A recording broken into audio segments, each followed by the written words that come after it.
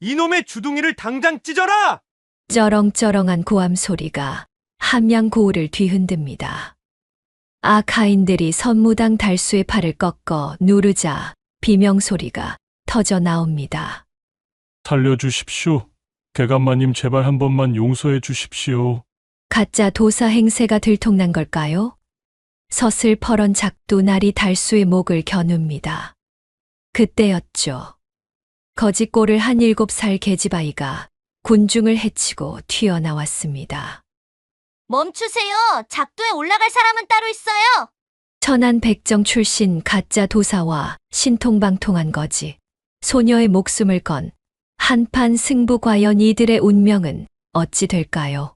이야기 시작 전 구독과 좋아요 눌러주신 뒤 어디서 듣고 계신지 댓글로 알려주시면 그곳에 행운이 가득하길 바라겠습니다. 때는 바야흐로 조선 19대 임금 숙종 제위 15년 찬설이가 내리기 시작하는 늦가을이었습니다. 휘잉. 경상도 함양 지리산 자락을 휘감는 늦가을 밤바람이 살을 애는 듯 차가웠습니다. 칠흑 같은 어둠 속에서 거친 숨소리가 들려옵니다. 배가 등가죽에 붙어버릴 것 같구먼.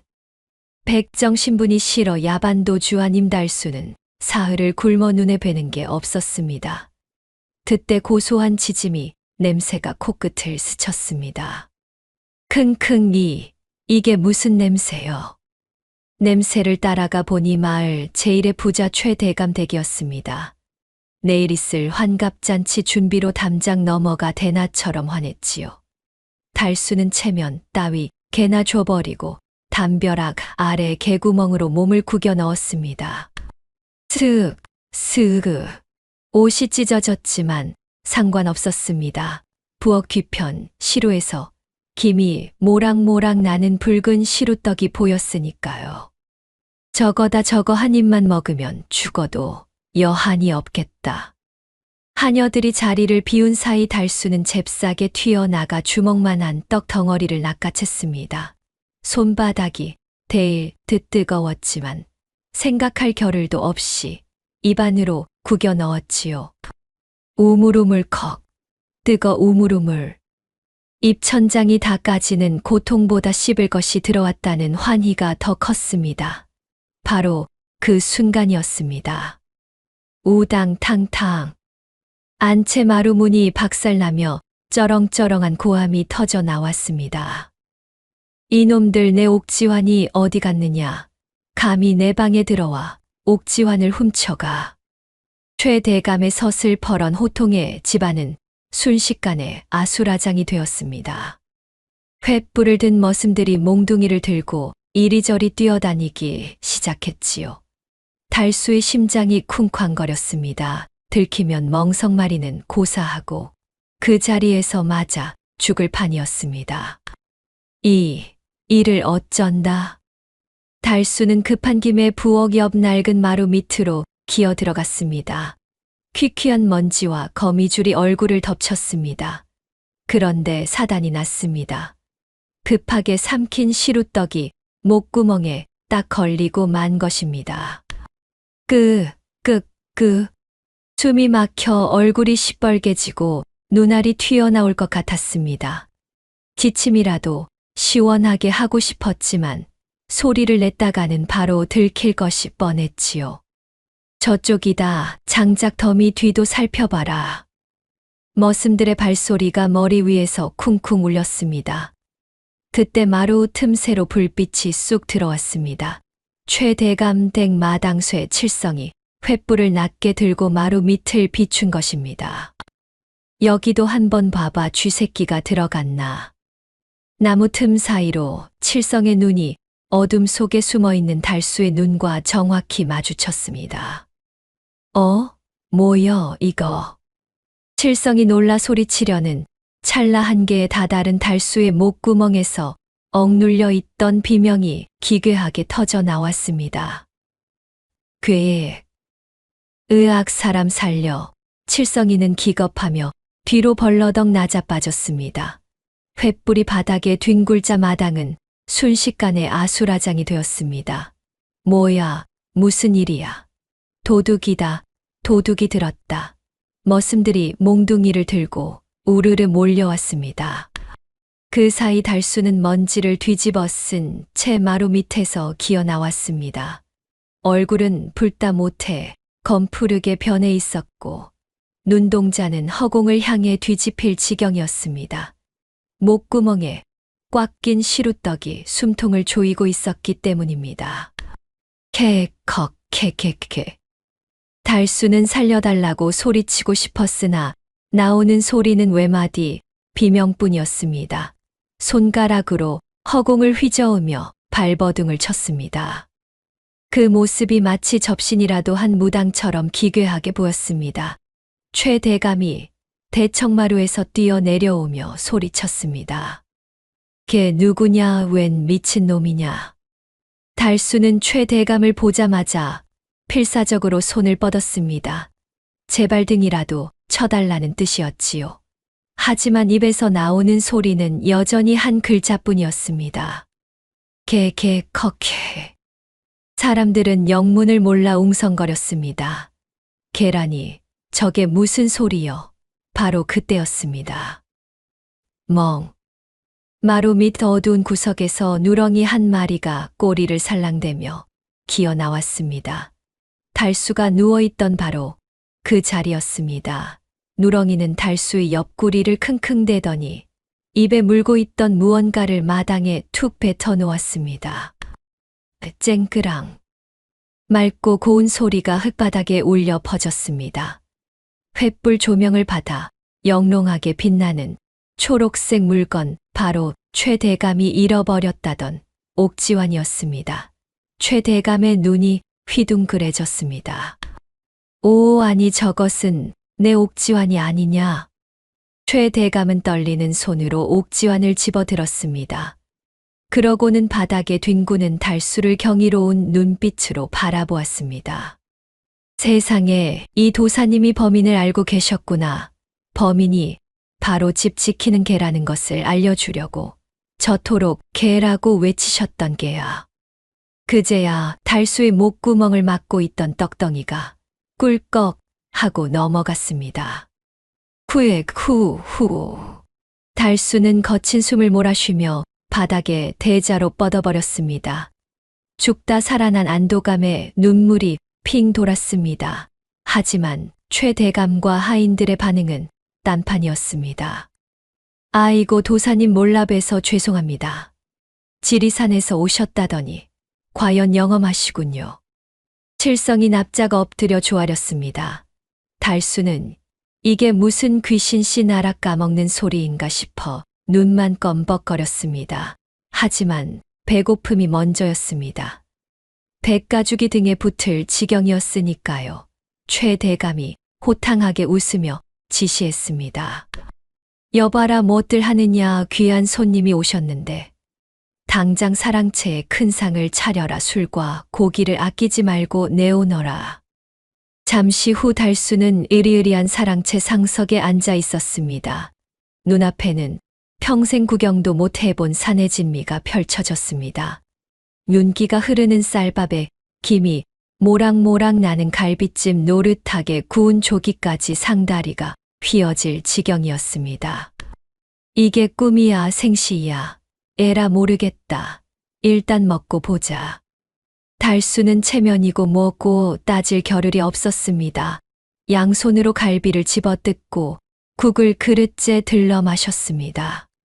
쩝쩝 우물우물, 아이고 맛있다. 기름진 고기 국물이 목구멍을 타고 넘어가자 온몸에 전율이 흘렀습니다. 최 대감은 그 모습을 보며 흐뭇하게 고개를 끄덕였습니다. 허허 드시는 모습도 참으로 호방하십니다. 그려 역시 큰 도사님은 격식에 얽매이지 않는 법이지요. 달수는 입가에 묻은 기름을 소매로 쓱 닦아내며 생각했습니다. 내가 도사라니 참으로 웃기는 일이네. 그래도 밥 주는데 마다할 이유는 없지. 달수가 시원하게 트림을 했습니다. 꺽. 그 소리가 어찌나 큰지 방 안의 촛불이 흔들릴 정도였습니다. 바로 그때였습니다. 쾅. 사랑채 문이 부서져라 열리며 찬바람이 휑하니 들어왔습니다. 촛불이 일제히 꺼질 듯 위태롭게 너울거렸습니다. 달수는 깜짝 놀라 먹던 닭다리를 떨어뜨릴 뻔했습니다. 문 밖에는 웬 거구의 사내가 서 있었습니다. 검은 도포를 입고 한 손에는 굵은 대나무 지팡이를 든 노인이었습니다. 헝클어진 백발에 눈매가 매섭기가 호랑이 같았습니다. 바로 이 마을의 실세이자 최대감댁의 기륭화복을 점쳐주던 흑송도사였습니다. 흑송도사는 방 안을 훑어보았습니다. 상석에 앉아 입가에 기름칠을 하고 있는 꾀죄죄한 몰골의 달수를 보자 미간이 확 구겨졌습니다. 자신의 자리를 웬 굴러먹던 놈이 차지하고 있으니 기가 찰 노릇이었습니다. 최 대감이 당황하며 일어섰습니다. 아니 흑송도사님 기별도 없이 어인 일이십니까? 흑송도사는 대답도 없이 성큼성큼 방 안으로 들어왔습니다. 바닥이 쿵쿵 울렸습니다. 그는 달수의 코앞까지 다가와 지팡이를 바닥에 쿵 하고 내리찍었습니다. 서슬퍼런 눈빛이 달수를 꿰뚫을 듯 노려보았습니다. 어디서 굴러먹던 개뼈다귀냐? 달수는 목구멍에 걸린 달고기를 억지로 꿀꺽 삼켰습니다. 흑송도사의 서슬퍼런 눈빛에 오금이 저려 숨도 제대로 쉬어지지 않았지요. 흑송은 지팡이로 바닥을 쿵 찍으며 으름장을 놓았습니다. 내 놈이 진짜 도사라면 내일 5시까지 내 고민을 하나라도 맞춰보거라. 만약 헛소리를 짓거린다면 그 새치 혀를 뽑아 저작거리 개밥으로 던져줄 테니. 달수는 눈앞이 캄캄해졌습니다. 최 대감마저 의심스러운 눈초리로 팔짱을 끼고 지켜보고 있었지요. 달수는 덜덜 떨리는 목소리로 겨우 대답했습니다. 조소이다. 내일 5시까지 증명해 보이지요. 흑송이 코웃음을 치며 물러가자 달수는 바닥에 털썩 주저앉았습니다. 당장 내일이면 혀가 뽑힐 판이니 야반도주 말고는 살 길이 없었습니다. 밤이 깊어지자 달수는 최 대감이 남긴 주먹밥 2덩이를 챙겨 뒷문으로 살금살금 기어갔습니다. 담벼락은 생각보다 높았습니다. 달수는 끙끙거리며 장작더미를 밟고 담장 위로 올라갔습니다. 아래는 칠흑 같은 어둠이었습니다. 에라 모르겠다. 죽기 아니면 까무러치기다. 달수는 눈을 질끈 감고 뛰어내렸습니다. 퍽. 헌데 바닥이 묘하게 푹신했습니다. 흘바닥이라기엔 뭔가 꿈틀거리는 느낌이었지요. 아야, 내 배. 날카로운 비명 소리가 들렸습니다. 달수는 소스라치게 놀라 벌떡 일어났습니다. 담장 아래 웅크리고 있던 무언가가 꿈틀거리며 일어났습니다. 달빛에 비친 모습은 꾀죄죄한 몰골의 7살 난 계집아이였습니다. 아이가 배를 문지르며 달수를 쏘아보았습니다. 아저씨 눈은 폼으로 달고 다녀 사람 배를 밟으면 어떡해. 달수가 기겁을 하며 아이의 입을 막으려 했으나 아이는 재빠르게 피하며 코웃음을 쳤습니다. 흥 도망가려고 꿈 깨셔 저기 골목 모퉁이에 흑송네 덩치들이 몽둥이 들고 지키고 있거든. 아까 내가 오줌 누러 갔다가 다 봤어. 달수는 그 자리에 얼어붙었습니다. 앞문도 뒷문도 모두 막혔단 말인가. 이제 정말 도간에 든 쥐 신세였습니다. 달수가 망연자실한 표정으로 주저앉자 아이가 슬그머니 다가왔습니다. 꼬질꼬질한 얼굴에 눈망울만은 초롱초롱 빛나고 있었지요. 배고파 죽겠네. 아저씨 품에 있는 거. 그거 주먹밥이지. 아이의 시선이 달수의 품속에 고정되었습니다.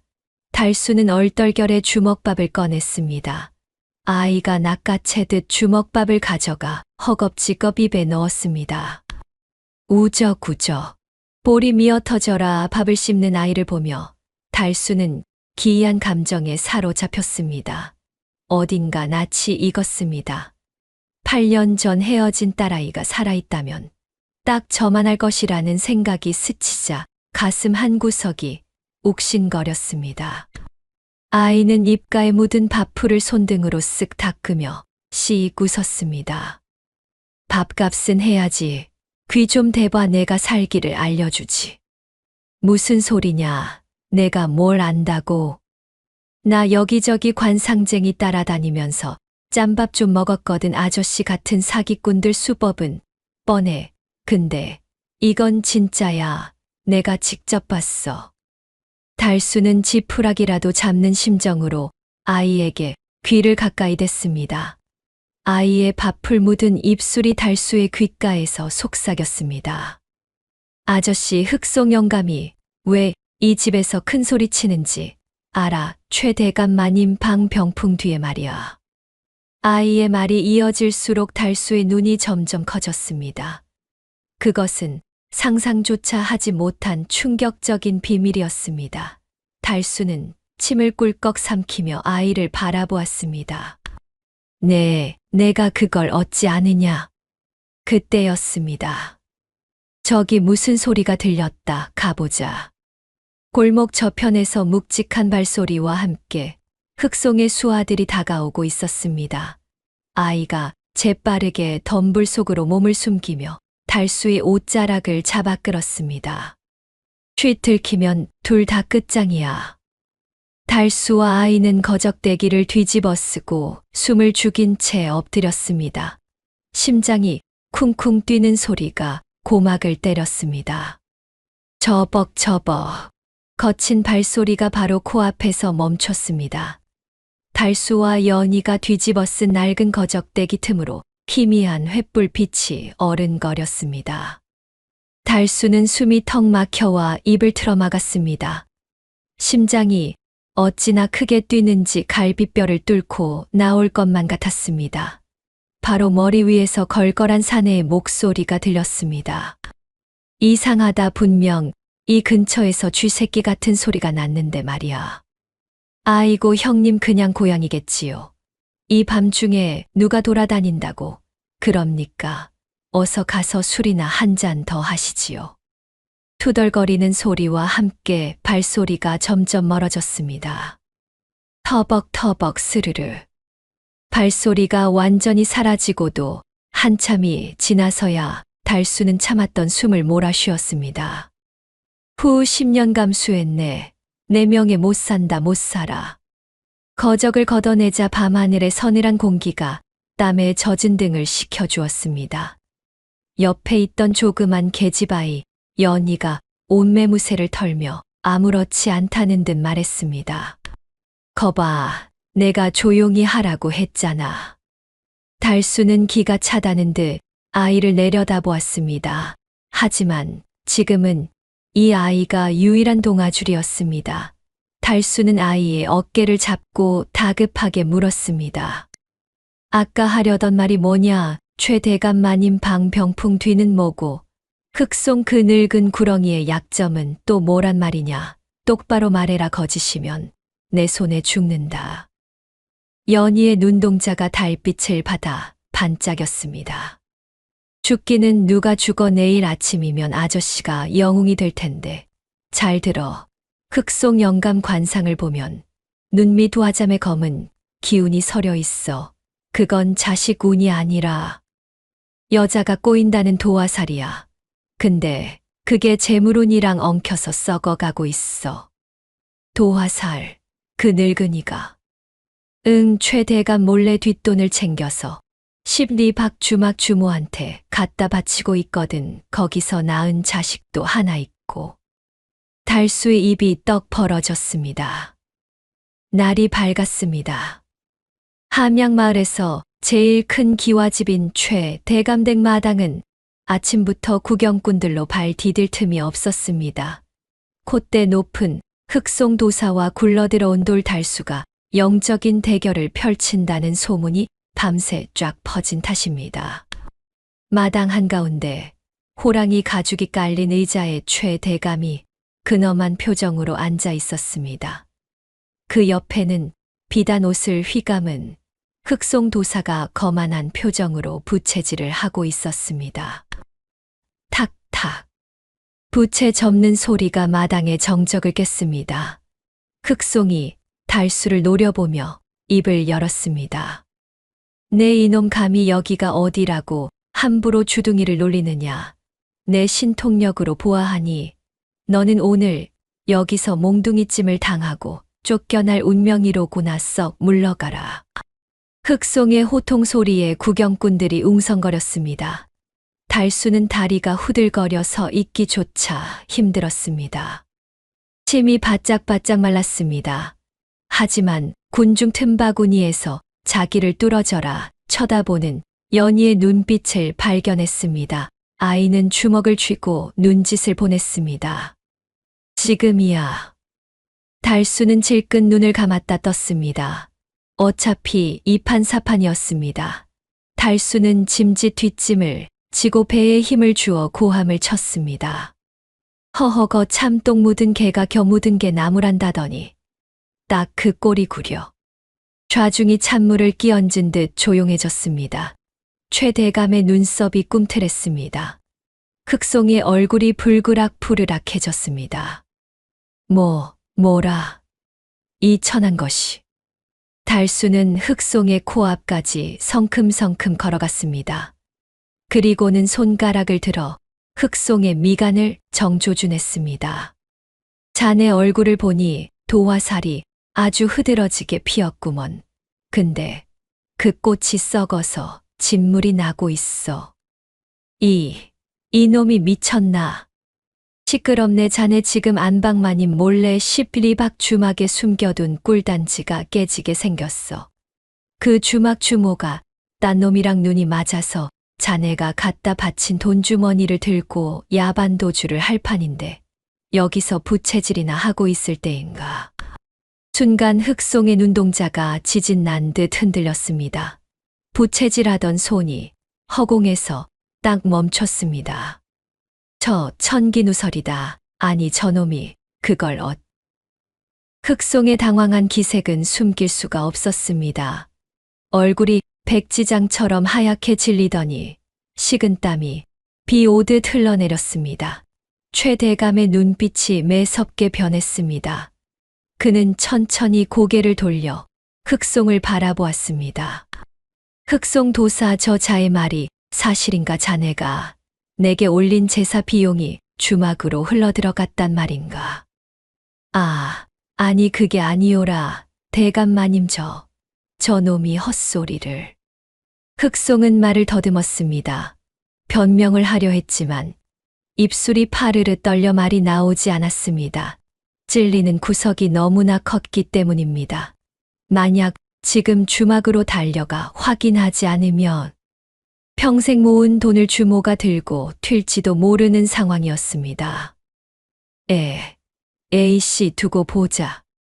결국 흑송은 체면이고 뭐고 다 내팽개치고 뒷문으로 불이 나게 도망쳤습니다. 마치 똥 마려운 강아지처럼 허둥지둥 사라지는 꼴이 가관이었습니다. 사람들이 환호성을 질렀습니다. 최대감도 흥미롭다는 듯 수염을 쓰다듬으며 달수를 다시 보았습니다. 자네 이름이 달수라고 했나? 내 나중에 따로 부를 테니 사랑채에 들르게. 그날 밤 달수의 낡은 움막 아니었습니다. 달수는 긴장이 풀려 바닥에 대자 뻗어 있었습니다. 아이고, 나 죽네. 오늘 진짜 저승사자랑 하이파이브 하고 왔네. 내가 다시는 이런 짓 하나 봐라. 그때 방문이 벌컥 열렸습니다. 찬바람과 함께 연희가 들어왔습니다. 아저씨 약속 지켜. 이제 나도 여기서 살 거야. 툭. 연희가 꼬질꼬질한 짐보따리를 달수의 방 한 구석에 던져 넣었습니다. 그리고는 제 집 안방인 양 윗목에 자리를 잡고 앉았습니다. 달수가 기가 막혀 몸을 일으켰습니다. 야, 너 미쳤냐? 여기가 어디라고 들어와. 약속은 무슨 얼어 죽을 약속. 연희가 코웃음을 쳤습니다. 왜 그래, 오늘 내 덕에 목숨 건지고 최 대감 눈에도 들었으면서 은혜를 원수로 갚으려고. 그리고 나 갈 데 없어. 아까 그 흑송 영감이 도망치면서 내 얼굴 봤단 말이야. 나 잡히면 죽어 아이는 당돌하게 말했지만 그 목소리 끝이 미세하게 떨리고 있었습니다. 달수는 아이의 휑한 진보다리와 낡은 신발을 보았습니다. 문득 묘한 기시감이 들었습니다. 8년 전 산속에서 만났던 무당월명의 서늘한 눈빛이 아이의 얼굴에 겹쳐 보였습니다. 그리고 동시에 부모 없이 장터를 떠돌며 매질을 당하던 자신의 어린 시절도 떠올랐습니다. 달수는 깊은 한숨을 내쉬었습니다. 하, 팔자야, 내 팔자야, 귀신을 쫓아내랬더니 혹을 하나 붙였네. 그래 맘대로 해라. 대신 밥값은 내가 벌어와야 한다. 연희의 얼굴에 그제야 희미한 미소가 번졌습니다. 걱정 마, 밥값은 차고 넘치게 할 테니까. 근데 아저씨, 최대감 마님 방에 있는 병풍 말이야. 거기 진짜 비밀은 아직 말도 안 꺼냈어. 달수의 귀가 번쩍 뜨였습니다. 뭐 또 있어? 그건 또 무슨 소리냐? 연희가 목소리를 낮추며 달수 쪽으로 몸을 기울였습니다. 방 안에 호롱불이 일렁거렸습니다. 최 대감이 밤마다 그 병풍 뒤에서 누군가와 대화를 해. 사람이 아닌 것과 말이야. 사람이 아닌 것이라니. 달수의 등골이 오싹해졌습니다. 문풍지 너머로 밤바람이 휘잉하고 불어닥쳐 촛불이 위태롭게 흔들렸지요. 달수는 저도 모르게 마른 침을 꿀꺽 삼켰습니다. 귀신이라도 나온다는 게냐? 연희는 대답 대신 입가에 묘한 미소를 띠며 이불을 머리 끝까지 끌어당겼습니다. 몰라, 나도 졸려. 아저씨도 얼른 자. 내일 밥값 하려면 일찍 일어나야지. 이 녀석이 어른이 묻는데 그냥 자빠져 자. 달수는 씩씩거렸지만 이미 코를 드르렁 골기 시작한 아이를 어찌할 도리가 없었습니다. 밖에서는 컹컹 짖는 개 소리가 밤의 정적을 깨뜨렸지만 달수는 쉽사리 잠을 이루지 못했습니다. 최 대감 집 병풍 뒤라니 도대체 그 콧대 높은 양반이 밤마다 무슨 짓을 꾸미고 있는 건지 궁금증이 꼬리에 꼬리를 물었기 때문입니다. 다음 날 아침이 밝았습니다. 마당에는 벌써 동네 사람들이 기웃거리고 있었지요. 어제 달수가 굿판을 벌인다는 소문이 퍼진 탓인지 아니면 낯선 계집아이 때문인지 살인문 너머로 수군거리는 소리가 웅성웅성 들려왔습니다. 저기 저 아이는 누구요? 굿하다가 귀신이라도 붙어온 거 아니요? 이웃집 칠성내가 혀를 차며 물었습니다. 달수는 헛기침을 크흠 하고 크게 내뱉고는 뒷짐을 졌습니다. 허허, 이 무식한 사람들 보기에 귀신이라니 당치도 않소. 이 아이로 말할 것 같으면 내 신딸이오. 신령님께서 내게 점지해 주신 영험한 아이란 말이오. 달수의 입에서 거짓말이 술술 나왔습니다. 어차피 쫓아내지도 못할 거라면 이용이라도 해야겠다고 마음먹은 참이었지요. 연희는 달수의 말에 맞장구라도 치듯 눈을 동그랗게 뜨고 시치미를 뚝 떼며 거들었습니다. 맞아요. 신령님이 아저씨 도우라고 보냈어요. 그날부터 기묘한 동거가 시작되었습니다. 연희는 달수에게 본격적으로 관상 보는 법을 가르쳤습니다. 방 안에 앉아 문구멍으로 지나가는 사람들을 훔쳐보며 연희가 속삭였습니다. 아저씨, 저기 떡집 할매 보이지? 입술이 얇고 뒤집어졌잖아. 저건 남의 말을 하기 좋아한다는 뜻이야. 그리고 저기 푸죽간 김씨 봐봐. 달수의 눈이 김씨의 얼굴을 쫓았습니다. 눈썹이 중간에 끊어졌지. 형제간에 다툼이 있다는 뜻이야. 아마 조만간 유산 싸움이라도 날걸. 달수는 무릎을 탁 쳤습니다. 백정 시절 소나 돼지를 잡을 때는 고기 결이나 알았지. 사람 얼굴에 그런 지도가 그려져 있다는 건 꿈에도 몰랐으니까요. 거참 신통하구나. 소 뒷다리 살 보는 것보다 더 정확해. 사람 얼굴은 거짓말을 못해. 아저씨도 잘 봐도. 그래야 엉터리 점쟁이 노릇이라도 제대로 하지. 연희의 가르침 덕분에 달수는 마을 사람들의 사소한 고민을 척척 해결해 주기 시작했습니다. 잃어버린 쌈지를 찾아주기도 하고 며느리가 잉태할 날을 점쳐주기도 했지요. 물론 반은 연희가 귀띔해 준 것이고 반은 달수의 눈치였지만 마을 사람들은 달수를 용한 도사님이라 부르며 따르기 시작했습니다. 엽전이 짤랑거리는 소리가 달수의 전대에 쌓여갔습니다. 어느 날 저녁이었습니다. 하루 종일 손님을 치르느라 고단했던지 연희가 꾸벅꾸벅 졸고 있었습니다. 헝클어진 머리카락이 얼굴을 덮고 있었지요. 달수는 혀를 끌끌 차며 찬빗을 꺼내 들었습니다. 머리 꼬라지하고는 가만히 있어 봐라. 비껴줄 테니. 달수는 투박한 손으로 연희의 머리카락을 조심스럽게 빗어내리기 시작했습니다. 사각사각 빗질 소리가 조용한 방 안에 울려 퍼졌습니다. 뻣뻣했던 머리카락이 달수의 손길에 조금씩 가지런해졌습니다.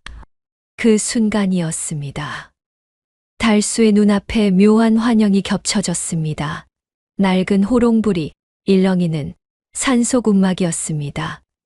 밖에는 눈보라가 휘잉 몰아치는데 방 안은 따뜻한 온기로 가득했습니다. 달수의 앞에는 긴 머리의 여인이 앉아 있었습니다. 여인의 뒷모습이 지금 눈앞에 있는 연희와 겹쳐 보였습니다. 기억 속의 달수가 서툴게 여인의 머리를 빗겨주고 있었습니다. 여인이 고개를 살짝 돌리며 달수를 향해 웃었습니다. 서방님은 손이 참 따뜻하시네요. 투박해 보여도 약손이에요. 달수는 부끄러운 듯 고개를 숙였습니다. 저는 소나 잡던 천한 백정이요. 피 묻은 손이 따뜻해봐야 얼마나 따뜻하겠소. 여인은 달수의 거친 손을 자신의 뺨에 갖다 대었습니다.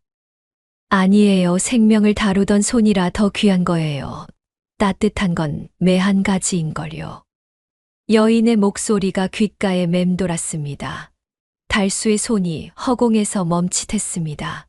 가슴 한 구석이 욱신하고 저려왔습니다. 아저씨 아파. 연희의 날카로운 목소리에 달수는 화들짝 놀라 정신을 차렸습니다. 엉킨 게 있어서 그랬다. 미안하다. 딴 생각하지 말고 똑바로 좀 해. 머리 다 뽑히겠네. 연희는 입을 삐죽거리며 다시 눈을 감았습니다.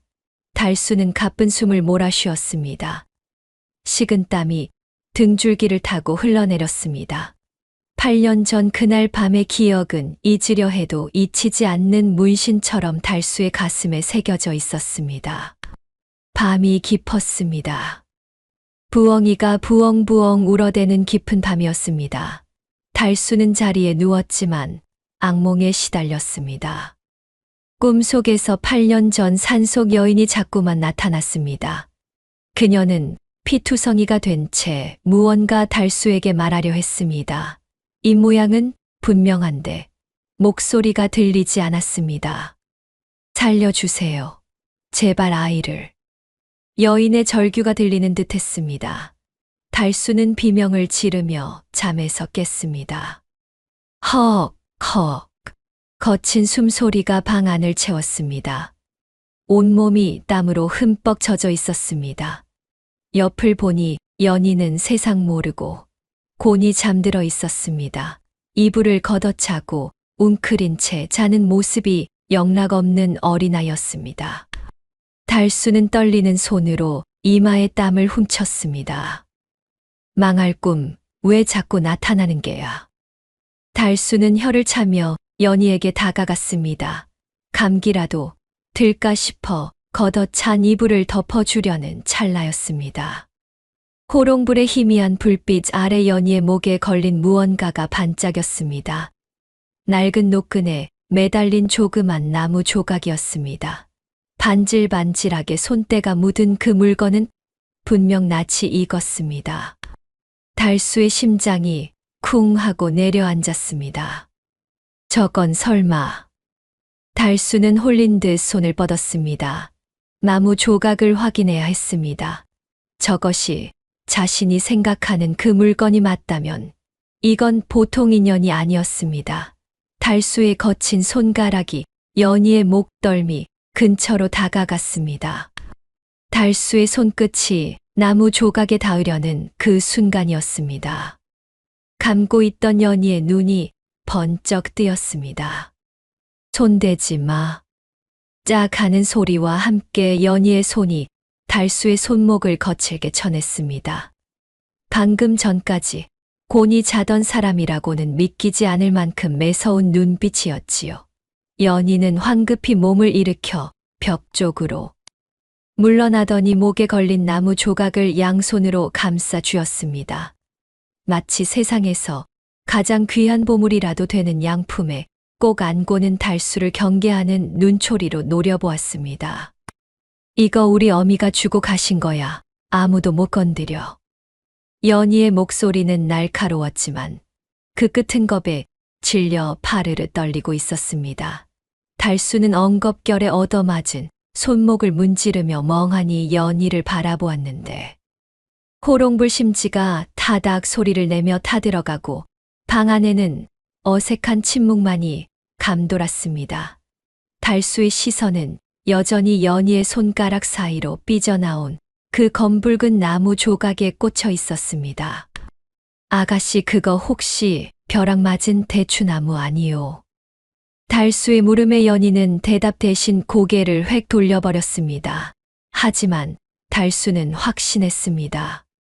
희미한 불빛 아래서도 선명하게 보였던 그 독특한 번개 문양과 거친 듯하면서도 매끄럽게 다듬어진 곡선은 분명 자신의 손길이 닿았던 흔적이었으니까요. 그럴 리가 없다. 그게 왜 저 아이에게. 달수의 머릿속이 헝클어진 실타래처럼 복잡해졌으며 기억은 8년 전 그날 밤으로 거슬러 올라갔습니다. 억수같이 비가 쏟아지던 여름밤이었습니다. 백정일을 마치고 산을 넘어 집으로 돌아가던 달수는 산길 한켠에 쓰러져 있는 한 여인을 발견했습니다. 디단옷은 흙탕물에 젖어 너덜거렸고 입술은 파랗게 질려 있었지만 그 기품만은 숨길 수 없었던 여인이었습니다. 제발 살려주세요. 귀신이 쫓아옵니다. 그녀가 덜덜 떨며 중얼거렸습니다. 달수는 주저없이 여인을 업고 자신이 혼자 살던 산속 움막으로 데려갔습니다. 며칠을 밤낮으로 간호했습니다. 상처를 씻기고 약초를 다려 먹였습니다. 열흘쯤 지나자 여인이 겨우 눈을 떴습니다. 그제야 여인은 자신의 사연을 털어놓았습니다. 양반과 서자, 출신으로 무당이 되었지만 집안의 박해를 견디지 못하고 도망쳐 나왔다는 것이었습니다. 저는 월명이라고 합니다. 은인께 어찌 보답해야 할지. 보답은 무슨 그냥 사람이 사람을 돕는 게 당연한 일 아니요. 그렇게 월명은 달수의 움막에 머물게 되었습니다. 처음에는 몸조리를 위해 며칠만 머물 생각이었지만 갈 곳 없는 여인을 내칠 수도 없었고 달수도 홀로 사는 게 외로웠던지라 자연스럽게 한 지붕 아래 살게 되었습니다. 산속 생활은 고됐지만 평화로웠습니다. 달수는 낮에 마을로 내려가 백정일을 하고 저녁이면 움막으로 돌아왔습니다. 월명은 집안일을 거들며 달수가 돌아오기를 기다렸습니다. 계절이 한 번 바뀔 무렵 월명의 배가 불러오기 시작했습니다. 둘은 놀라고 당황했지만 어느새 서로에게 정이 깊이 들어 있었습니다. 아이를 낳아도 되겠습니까? 천한 백정의 자식으로 태어나는데. 달수가 걱정스럽게 물었을 때 월명은 달수의 거친 손을 꼭 잡았습니다. 서방님은 손이 참 따뜻하시네요. 투박해 보여도 약손이에요. 달수는 부끄러운 듯 고개를 숙였습니다. 저는 소나 잡던 천한 백정이요. 피 묻은 손이 따뜻해봐야 얼마나 따뜻하겠소. 여인은 달수의 거친 손을 자신의 뺨에 갖다 대었습니다. 아니에요. 생명을 다루던 손이라 더 귀한 거예요. 따뜻한 건 매 한 가지인걸요. 그 무렵 달수는 벼락 맞은 대추나무 한 조각을 구해왔습니다. 잡귀를 쫓아준다는 벽조목이었습니다. 달수는 밤마다 호롱불을 켜두고 칼로 조심조심 그 나무를 깎았습니다. 손끝이 베일 듯 정교하게 다듬고 또 다듬었습니다. 한 달이 걸려 완성한 나무 조각에는 번개 모양의 빗살 무늬가 새겨져 있었습니다. 달수만의 표식이었습니다. 그리고 뒷면에는 서툰 솜씨로 한 글자를 새겨 넣었습니다. 월명의 이름이었습니다. 이게 무엇입니까? 만삭의 몸을 힘겹게 일으키며 월명이 물었습니다. 달수는 그녀의 목에 목걸이를 걸어주었습니다. 벽조목이라 하오. 벼락 맞은 대추나무는 잡기를 쫓고 애군을 막아준다지 않소. 내가 곁에 없을 때 이것이 부인을 지켜줄 것이오. 달수는 품속에서 똑같은 모양의 나머지 반쪽을 꺼내 보였습니다. 이건 내 것이오. 둘을 합쳐야 비로소 하나가 되지. 훗날 아주 훗날 우리가 다시 만나게 되면 이것이 증표가 될 것이오. 월명은 달수의 손을 꼭 쥐며 눈물을 흘렸습니다. 꼭 살아오셔야 합니다. 아이를 봐서라도 꼭 살아오세요. 하지만 행복은 오래 가지 못했습니다. 산속에서는 아이를 낳을 수 없었습니다. 산파도 없고 약도 없었습니다. 달수는 마을로 내려가 돈을 벌어야 했습니다. 출산에 필요한 것들을 마련하고 산파를 구해야 했습니다. 한 달만 기다리시오. 꼭 돌아오겠소. 달수는 월명을 남겨두고 마을로 내려갔습니다. 그리고 필사적으로 일했습니다. 하루라도 빨리 돌아가기 위해 밤낮으로 백정일을 했습니다. 한 달 후 달수가 산파와 함께 움막으로 돌아왔을 때 그곳에는 아무도 없었습니다. 바닥에는 핏자국만 남아 있었고 월명은 사라지고 없었습니다. 마을 사람들에게 물어보니 한 무당 여인이 아이를 낳다가 피를 너무 많이 흘려 죽었다고 했습니다. 아이는 어디론가 사라졌다고 했습니다. 달수는 미친 듯이 산과 마을을 뒤졌지만 아이를 찾을 수 없었습니다. 그렇게 8년이 흘렀습니다. 그런데 그 벽조목이 지금 눈앞에 있는 연희의 목에 걸려 있는 것입니다. 8년 전 그 고귀해 보이던 여인과 밥풀을 흘리며 아이처럼 때를 쓰는 지금의 연희, 그 둘이 모녀라는 사실을 달수는 감히 믿을 수 없었습니다. 어미가 주고 갔다고. 달수가 조심스럽게 되물었으나 연희는 여전히 벽을 보고 웅크린 채 고개만 끄덕였습니다. 내가 아주 어릴 때 이거 꼭 지니고 있으라고 했어. 나쁜 기운이 못 오게 막아준다고. 달수의 가슴이 쿵 하고 내려앉았습니다. 아주 어릴 때라니. 그렇다면 연희가 그 여인의 딸이란 말인가. 알 수 없는 인연의 끈이 목을 조여오는 듯 했습니다. 달수는 더 이상 묻지 못하고 깊은 한숨만 내쉬었으며 창밖에서는 밤바람이 우우 소리를 내며 불어와 문풍지를 거칠게 흔들었습니다. 같은 시각 마을 어귀 우물가에는 어둠이 짙게 깔려 있었습니다. 검은 그림자 하나가 우물 주변을 서성이고 있었는데 바로 흑송 도사였습니다.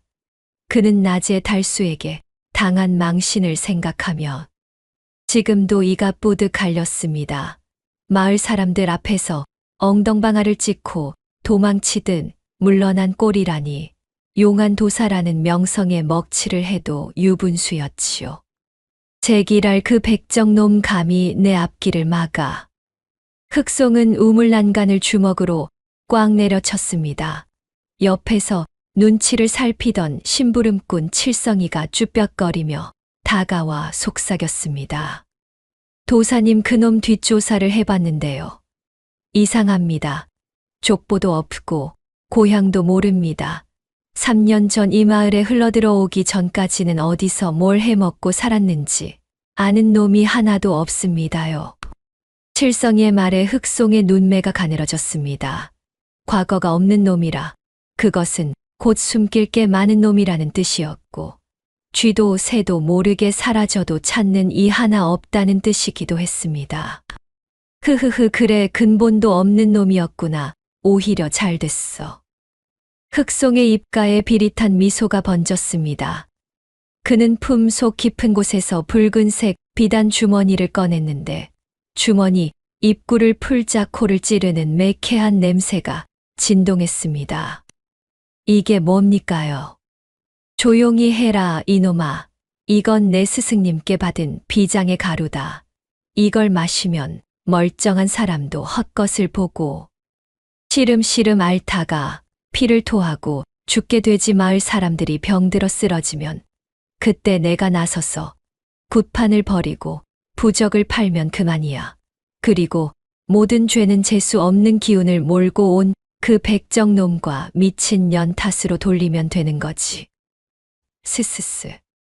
흑송은 주머니를 뒤집어 검은 가루를 우물 안으로 털어 넣었습니다. 가루는 소리 없이 물 위로 떨어져 검은 잉크처럼 퍼져나갔고 맑았던 우물물이 순식간에 탁해지더니 이내 다시 잠잠해졌습니다. 겉보기엔 아무런 변화도 없었지만 그 물은 이제 생명이 아닌 죽음을 품고 있었습니다. 자, 이제 기다리기만 하면 된다. 흑송은 만족스러운 듯 손에 묻은 가루를 탁탁 털어내고는 뒤도 돌아보지 않고 어둠 속으로 사라졌습니다. 그 순간이었습니다. 달수는 잠을 이루지 못하고 뒤척이다 벌떡 일어났습니다. 이유 모를 오한이 전신을 휘감았기 때문입니다. 한여름 밤인데도 뼛속까지 시린 냉기가 스며들었고 마치 누군가 얼음장 같은 손으로 목덜미를 움켜쥐는 듯한 기분이었습니다. 끼익. 달수가 떨리는 손으로 방문을 열어 젖히자 시원해야 할 밤바람 대신 비릿하고 눅눅한 바람이 훅 끼쳐왔습니다. 달수의 시선은 본능적으로 마을 중앙 우물이 있는 쪽을 향했습니다. 칠흑 같은 어둠뿐이었지만 달수의 짐승 같은 감각은 말하고 있었습니다. 무언가 잘못되었다고, 아주 불길하고 끔찍한 일이 벌어지고 있다고 말입니다. 그는 식은땀이 흐르는 이마를 짚으며 중얼거렸습니다. 피 냄새가 난다. 바람에서 피 냄새가 나. 방구석에 웅크려 잠든 줄 알았던 연희가 어느새 일어나 앉아 달수의 등 뒤를 멍하니 바라보고 있었습니다. 그녀의 손은 여전히 목에 걸린 벽조목을 꽉 쥐고 있었고 나무 조각이 희미하게 붉은 빛을 내뿜고 있는 것을 달수는 미처 보지 못했습니다. 날이 채 밝기도 전이었습니다. 새벽 안개가 자욱한 마을 우물가에서 찢어지는 듯한 비명이 터져 나왔습니다. 으악 사람 살려. 정적을 깨는 그 소리에 잠자던 개들이 일제히 짖어대기 시작했습니다. 비명의 주인은 최대감댁 머슴 돌쇠였습니다. 그는 아침 물을 기르러 나왔다가 두레박을 놓치고 바닥을 뒹굴고 있었습니다. 돌쇠야, 이게 무슨 일이냐? 놀란 안악들이 뛰어왔지만 돌쇠는 대답 대신 입에서 검붉은 피를 한 움큼 토해냈습니다. 쿨럭하며 쏟아진 피가 우물가 돌바닥을 적셨습니다. 그의 눈은 뒤집혀 흰자위만 보였고 몸은 장작처럼 뻣뻣하게 굳어가고 있었습니다. 이것은 시작에 불과했습니다. 해가 중천에 뜨기도 전에 마을 곳곳에서 통곡 소리가 터져 나왔습니다. 외양간에 있던 소들이 음매하는 구슬픈 울음소리를 내며 거품을 물고 쓰러졌습니다. 달장 안의 닭들은 푸드덕 날개짓을 하더니 목이 꺾여 죽어나갔습니다. 짐승들의 사체에서는 막기 힘들 정도의 역한 비린내가 진동했습니다. 사흘이 지나자 마을은 그야말로 생지옥으로 변했습니다. 건장한 장정들이 밭을 갉다 픽픽 쓰러졌고 아이들은 고열에 시달리며 헛소리를 해댔습니다. 마을의 지주인 최 대감마저 온몸에 붉은 반점이 돋아나 자리에 눕고 말았습니다. 아이고, 대감마님 정신 좀 차려보시지요. 최 대감 집 안방에서는 울음소리가 그칠 날이 없었습니다. 이 틈을 타 흑송 도사가 움직였습니다. 그는 마을 회관 앞 당산나무 아래 제단을 차리고 작두를 타듯 펄쩍펄쩍 뛰며 소리쳤습니다. 동티가 났다, 동티가 났어. 굴러온 돌이 마을의 수맥을 건드려 산신이 노한 것이다. 흑송은 지팡이로 마을 어귀 달수의 오두막을 가리켰습니다. 저 재수 없는 놈이 온 뒤로 우물이 마르고 가축이 죽고 이제는 사람 목숨까지 거두려 한다. 저놈을 당장 쫓아내지 않으면 이 마을은 쑥대밭이 될 것이다. 공포에 질려 있던 사람들의 눈빛이 순식간에 살기로 번뜩였습니다. 누군가 횃불을 들고 고함을 질렀습니다. 가짜 도사놈을 잡아라. 우리 아들이 죽게 생겼다. 죽여라. 저놈을 죽여 산신께 제물로 바쳐야 한다. 이성을 잃은 군중들은 낫과 괭이를 들고 일어났습니다. 와 하는 함성 소리와 함께 수십 개의 횃불이 달수의 오두막으로 향했습니다. 그 시각 달수는 방 안에서 사시나무 떨듯 떨고 있었습니다. 연희야, 우리 도망가야 한다. 지금 당장. 달수는 허둥지둥 옷가지를 보따리에 쑤셔 넣었습니다. 밖에서 들려오는 죽여라 하는 고함 소리가 점점 가까워지고 있었습니다. 뒷문으로 나가면 산으로 도망칠 수 있어. 일단 몸을 피하고 보자꾸나. 달수가 신발을 꿰어 신고 뒷문을 열려는데 누군가 앞을 가로막았습니다. 연희였습니다. 비키거라 연희야. 이러다 우리 둘 다 죽어. 달수가 연희의 어깨를 밀치려 했지만 아이는 꿈쩍도 하지 않았습니다. 오히려 달수의 떨리는 손을 덥석 잡았습니다. 그녀의 손은 작지만 불덩이처럼 뜨거웠습니다. 도망치면 안 돼요. 연희의 목소리는 낮지만 단호했습니다. 지금 도망치면 아저씨가 진짜 범인이 되는 거예요. 평생 쫓겨다니며 숨어 살고 싶으세요. 저들이 원하는 게 바로 그거라고요. 하지만 저들이 몽둥이를 들고 오는데 당당하게 나가세요. 아저씨는 잘못한 게 없잖아요. 수맥을 건드린 건 아저씨가 아니라 저 흑송이란 자예요. 연희의 눈동자 깊은 곳에서 형형한 빛이 일렁였습니다. 그것은 10살 배기 아이의 눈빛이 아니었습니다. 마치 오래된 거목처럼 흔들림 없는 눈빛에 달수는 순간 압도되었습니다. 그때였습니다. 우지끈 마당의 살인문이 힘없이 부서져 나갔습니다. 이놈 썩 나오지 못할까. 성난 군중들이 마당으로 들이닥쳤습니다. 횃불의 붉은 빛이 창호지 문을 뚫고 방 안까지 들어왔습니다. 달수는 마른 침을 삼키며 방문을 열었습니다. 끼익. 문이 열리자 매캐한 연기 냄새와 사람들의 살기 어린 눈빛이 달수를 덮쳤습니다. 맨 앞에는 흑송이 의기양양한 표정으로 서 있었습니다.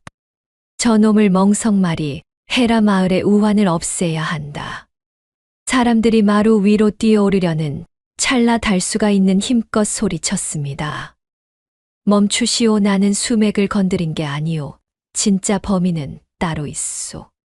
하지만 흑송이 코웃음을 쳤습니다.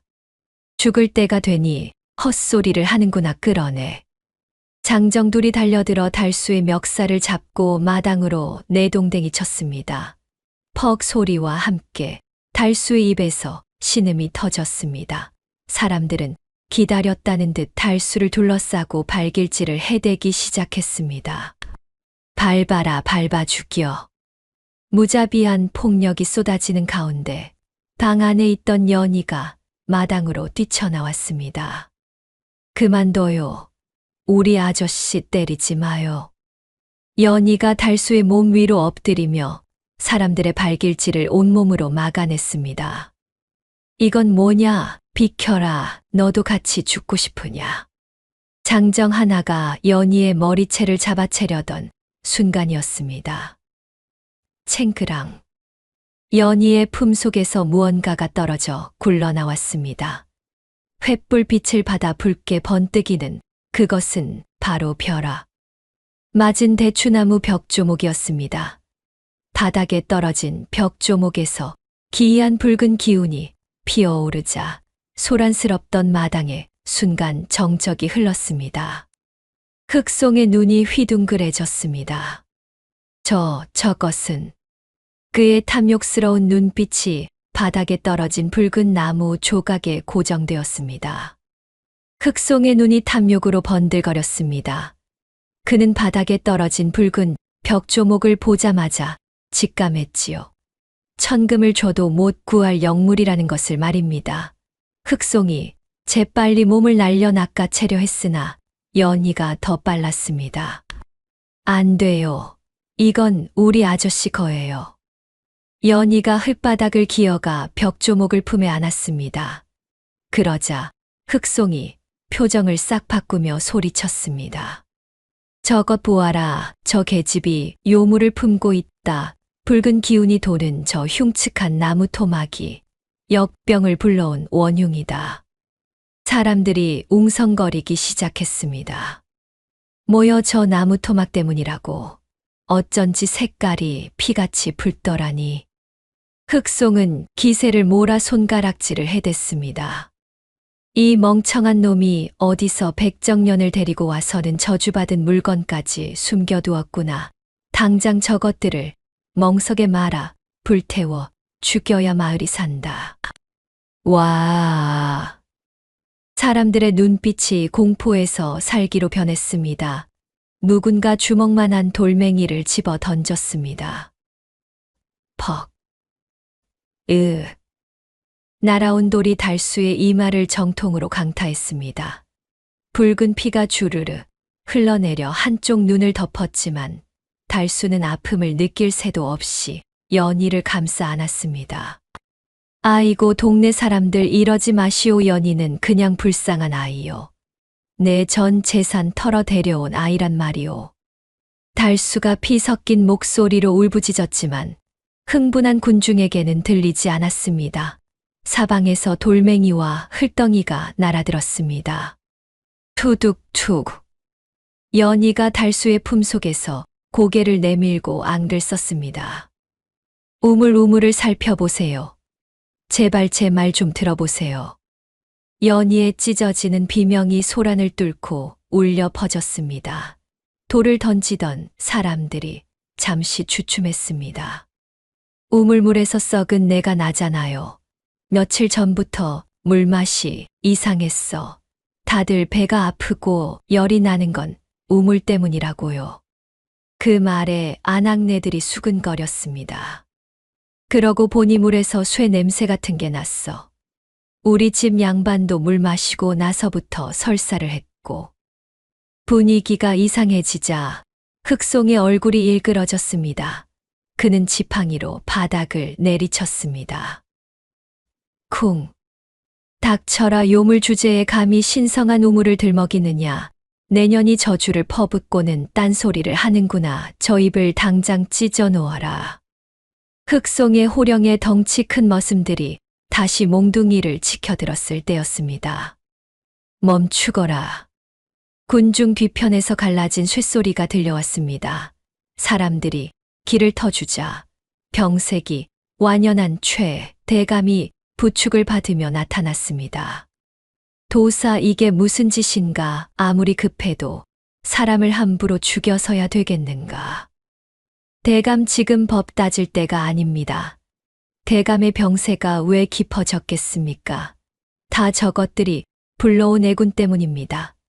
오늘 밤을 넘기면 대감의 목숨도 장담 못합니다. 흑송이 사람들을 향해 소리치자 죽음의 공포에 질린 마을 사람들은 다시 흑송의 편을 들기 시작했고, 최 대감은 힘없이 고개를 떨구었습니다. 이미 마을의 민심은 이성적인 판단을 할 수 없는 지경이었습니다. 흑송은 입가에 비릿한 미소를 띠며 달수 앞으로 걸어갔습니다. 좋다, 내 놈이 그렇게 억울하다면 기회를 주마. 그는 품에서 부채를 꺼내 펼치며 거만하게 내려다보았습니다.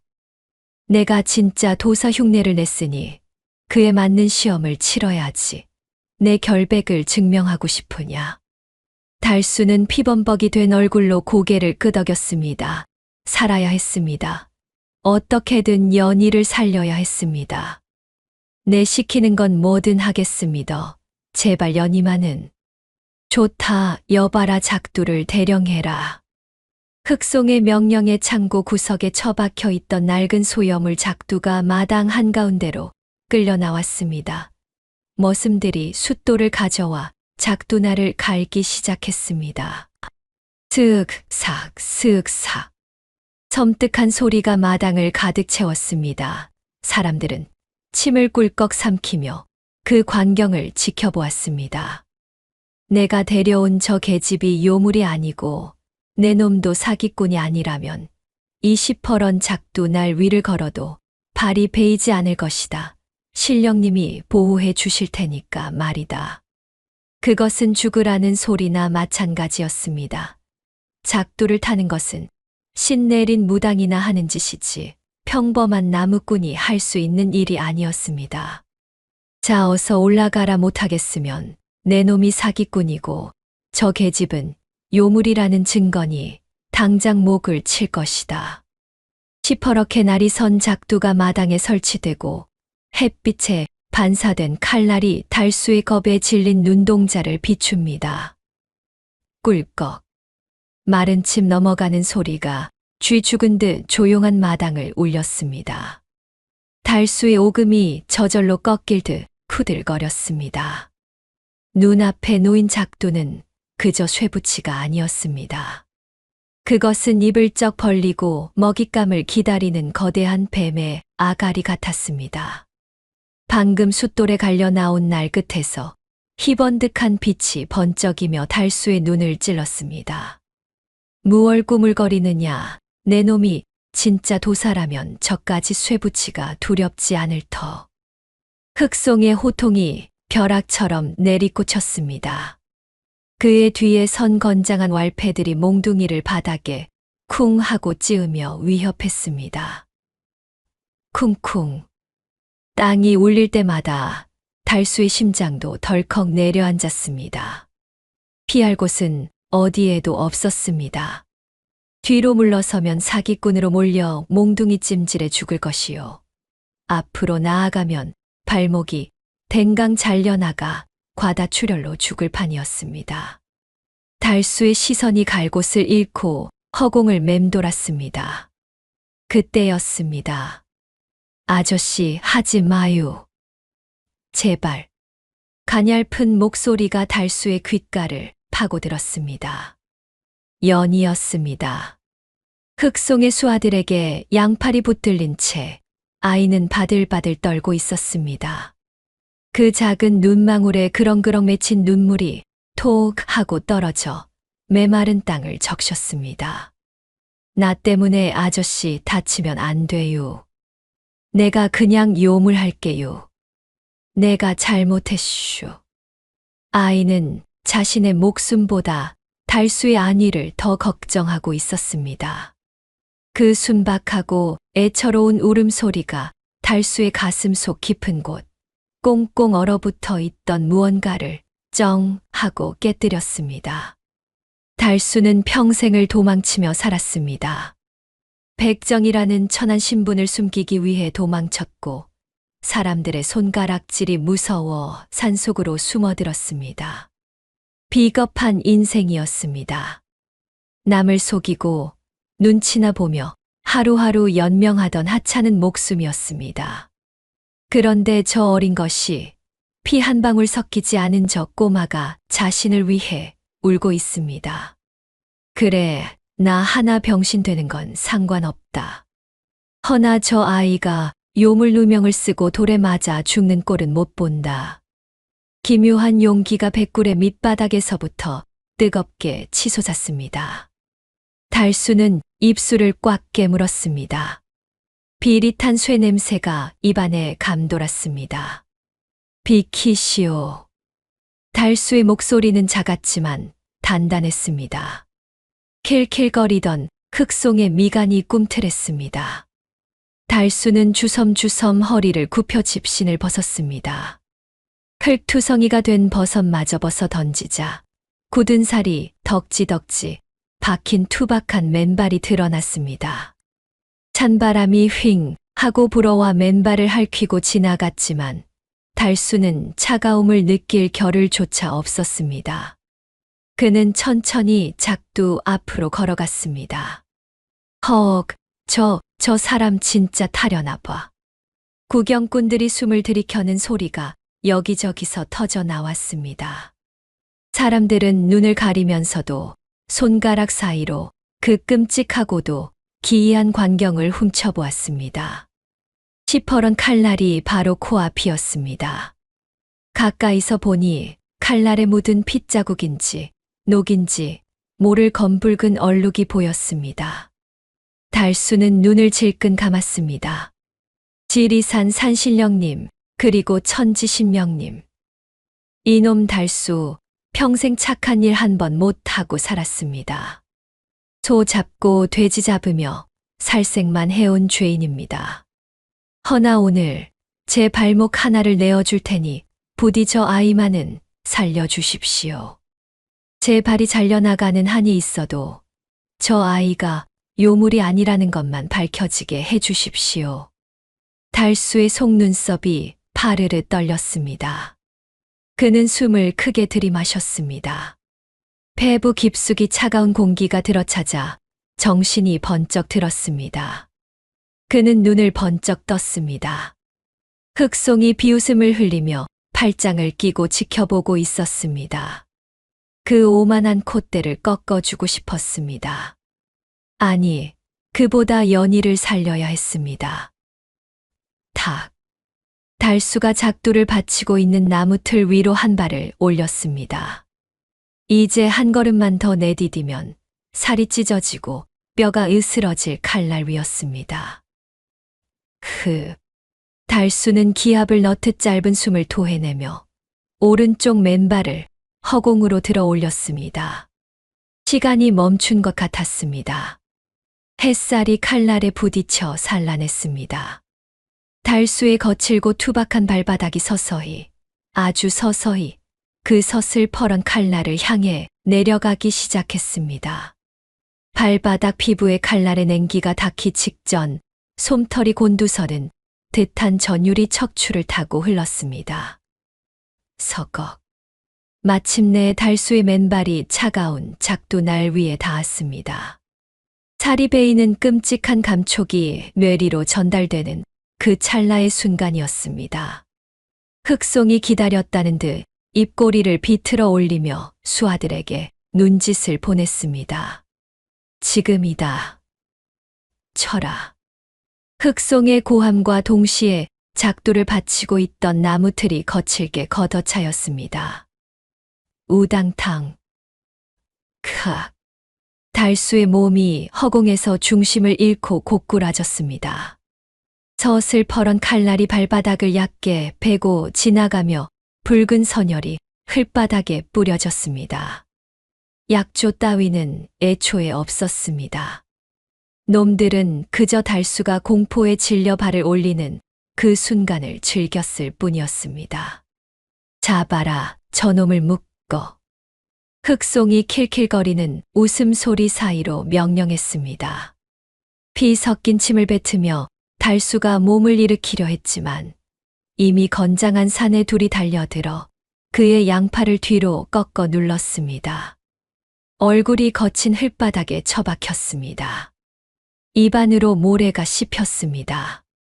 고개를 들어보니 저만치 앞에 묶여있던 연희가 보였습니다.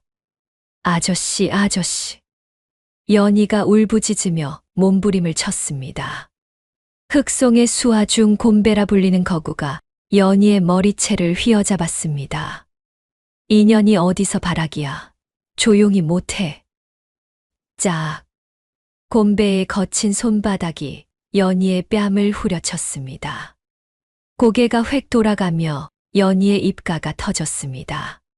그 모습을 본 달수의 눈이 뒤집혔습니다. 안 돼, 그 아이에게 손대지 마라. 차라리 나를 죽여야.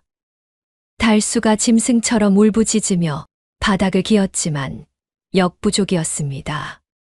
곰배는 비릿한 웃음을 흘리며 연희의 멱살을 잡고 흔들었습니다. 이 계집년은 오늘 밤 기방으로 넘길 것이다. 곱상하니 갑 좀 쳐주겠구나. 싫어, 이거 놔 놓으란 말이야. 연희가 곰배의 팔을 물어뜯으며 필사적으로 저항했습니다.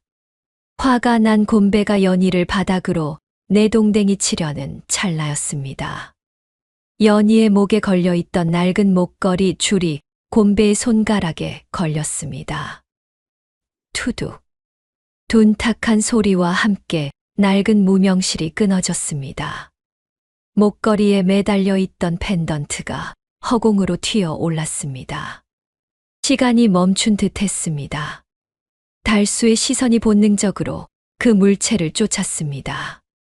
회색빛 하늘을 배경으로 빙글빙글 돌던 나무 조각이 달수의 눈앞 흙바닥으로 떨어졌습니다. 탁. 그것은 반으로 쪼개진 대추나무 조각이었습니다. 벼락을 맞아 검게 그을린 벽조목.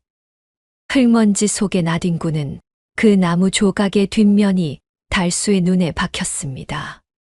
서툴지만 정성을 다해 새겨 넣은 글자. 월. 달수의 입에서 탄식 같은 신음이 새어 나왔습니다. 주변의 소음이 물속에 잠긴 듯 먹먹해졌습니다. 기억의 본물이 터졌습니다. 8년 전 비가 억수같이 쏟아지던 어느 여름밤이었습니다. 쏴. 산속 움막에 지붕을 때리는 빗소리가 요란했습니다. 호롱불 하나가 위태롭게 흔들리는 방 안, 달수는 칼을 들어 벼락 맞은 대추나무를 깎고 있었습니다.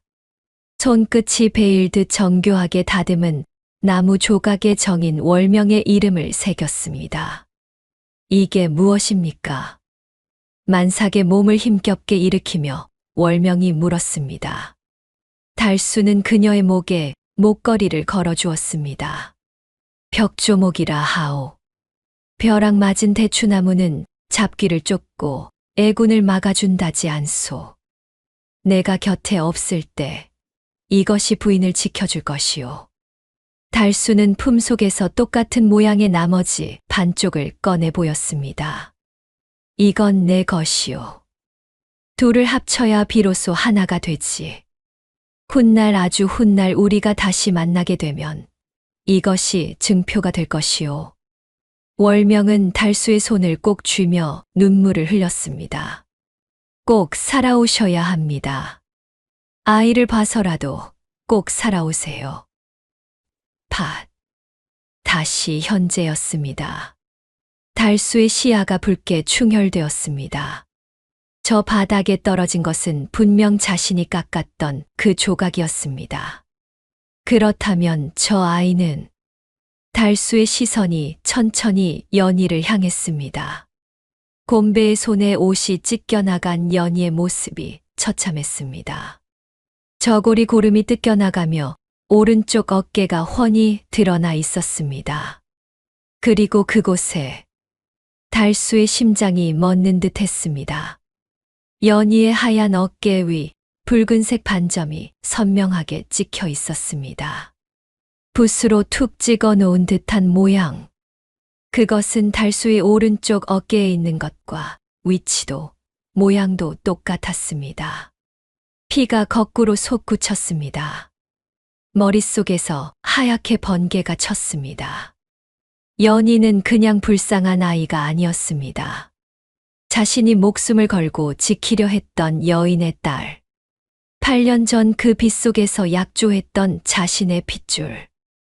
내 딸이었다. 달수의 목구멍 깊은 곳에서 짐승의 그르렁거리는 소리가 울려 퍼졌습니다. 공포와 비굴함으로 가득 찼던 그의 눈빛이 사라지고 새끼를 잃을 위기에 처한 어미 호랑이의 살기가 채워졌습니다. 뭐야? 이 자식 왜 이래? 자신을 누르고 있던 왈패들이 흠칫 놀랐지만 이미 늦었습니다. 달수의 전신 근육이 터질 듯 부풀어 올랐습니다. 네, 이놈들. 달수의 목소리는 더 이상 사람의 것이 아니었습니다. 지옥 밑바닥에서 기어 올라온 악귀의 저주 같았습니다. 감히 누구 몸에 손을 대느냐. 으악. 달수가 허리를 튕기며 벌떡 일어났습니다. 그 엄청난 반동의 등 위에 올라타 있던 장정 2명이 헌 집신짝처럼 허공으로 날아가 처박혔습니다. 쿠당탕. 흑송의 입에 물려있던 곰방대가 툭 떨어졌습니다. 포승줄에 묶인 채 일어선 달수의 모습은 흡사 피를 뒤집어 쓴 악귀 야차와 같았습니다. 헝클어진 머리카락 사이로 번뜩이는 두 눈이 흑송을 그리고 연희를 잡고 있는 곰배를 쏘아보았습니다. 내 딸에게서. 달수가 이를 악물자 으드득 소리가 났습니다. 더러운 손 치워라. 달수의 고함이 함양 장터를 쩌렁쩌렁 울렸습니다. 그것은 단순한 고함이 아니었습니다. 8년간 억눌러왔던 부정의 폭발이자 피의 복수를 알리는 신호탄이었습니다. 아비는 딸을 위해서라면 기꺼이 괴물이 될 준비가 되어 있었습니다. 죽어라. 고함을 지르며 달려드는 왈자패의 몽둥이가 달수의 정수리를 노렸습니다. 휘익, 바람 가르는 소리가 섬뜩했지요.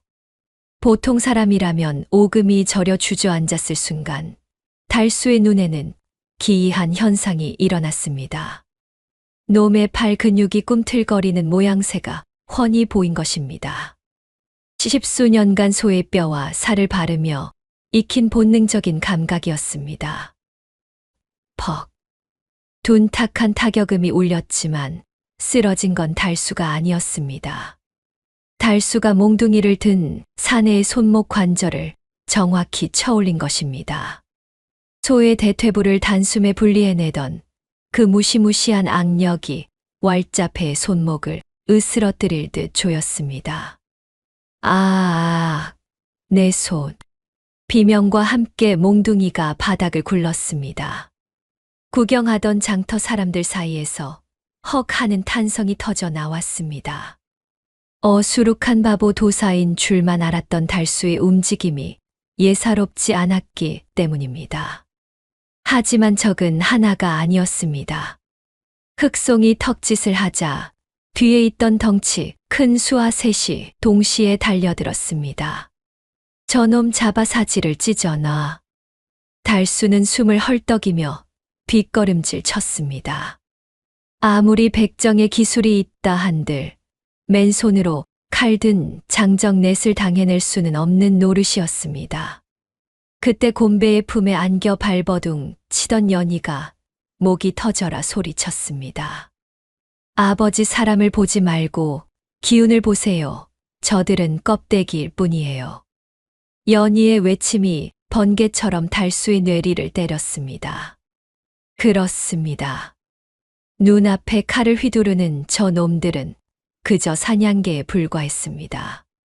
진짜 몸통, 진짜 급소는 뒤에 서 있는 흑송이었습니다. 달수는 날아오는 주먹을 고개 숙여 피하며 바닥에 떨어진 흙 한 줌을 쥐어 뿌렸습니다. 크악, 내 눈. 놈들이 눈을 부여잡고 비틀거리는 사이 달수는 흑송을 향해 똑바로 섰습니다. 연희가 밤마다 호롱불 아래서 읽어주던 상서의 구절들이 달수의 머릿속에서 살아 움직이기 시작했습니다.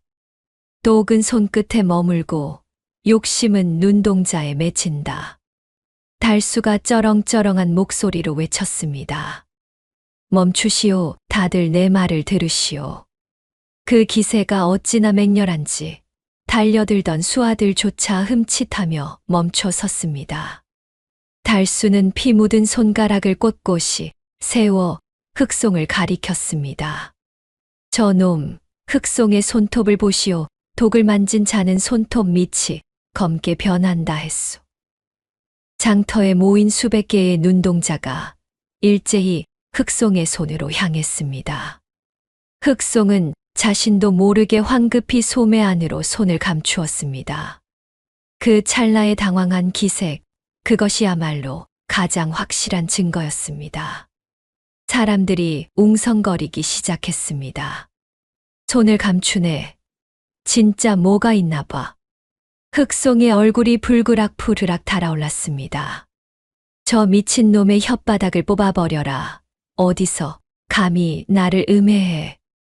수아들이 다시 움직이려 하자 달수는 한 발자국 더 앞으로 나아가며 쐐기를 박았습니다.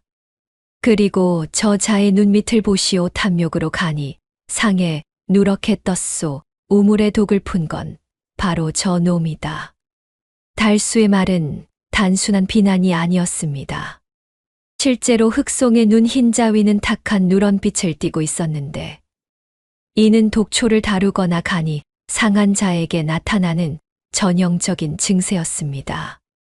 매일 밤 남들 몰래 독초를 다려 우물에 풀었으니 그 도끼가 제 몸이라고 성하겠느냐. 내 놈의 몸이 바로 증거다. 달수의 일갈은 비수가 되어 흑송의 심장에 꽂혔습니다. 장터는 순식간에 아수라장이 되었습니다. 우물에 독을 풀었다고.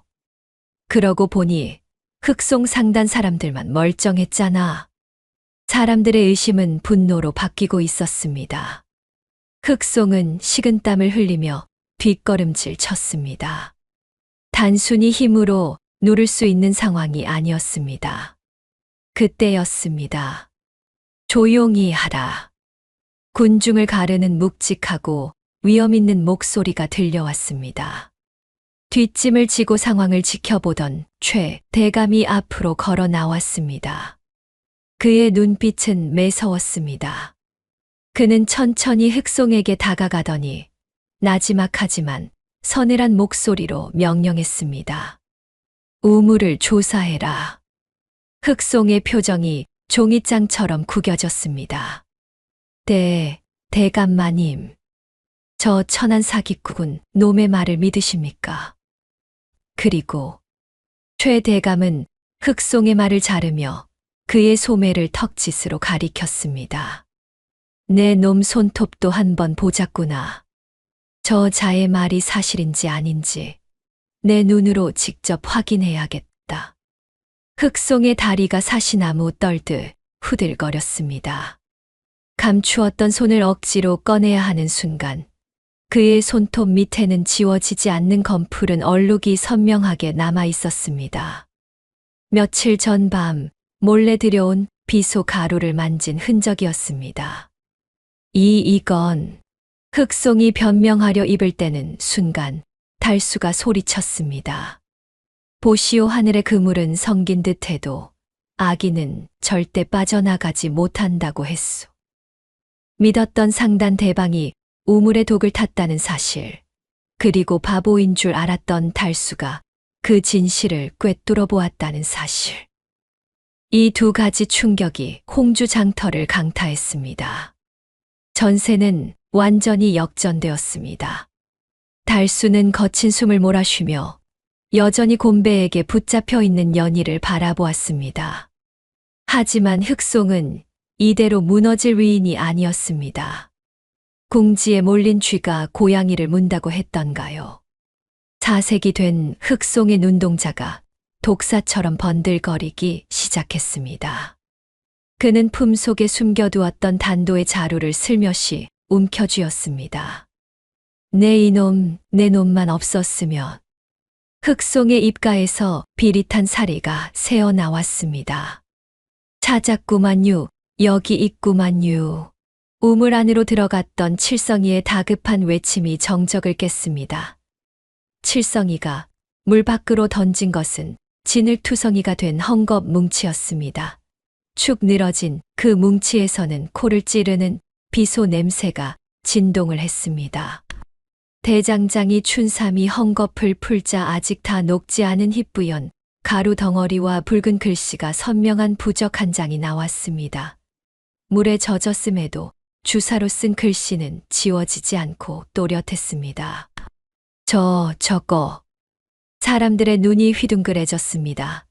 그 부적 귀퉁이에는 함양상단 대방흑송이라는 이름이 마치 저승사자의 명부처럼 검게 적혀 있었기 때문입니다. 자작극을 벌이려다 제 발등을 찍은 꼴이었습니다. 이놈이 우리 우물에 독을 탄 게 진짜였어.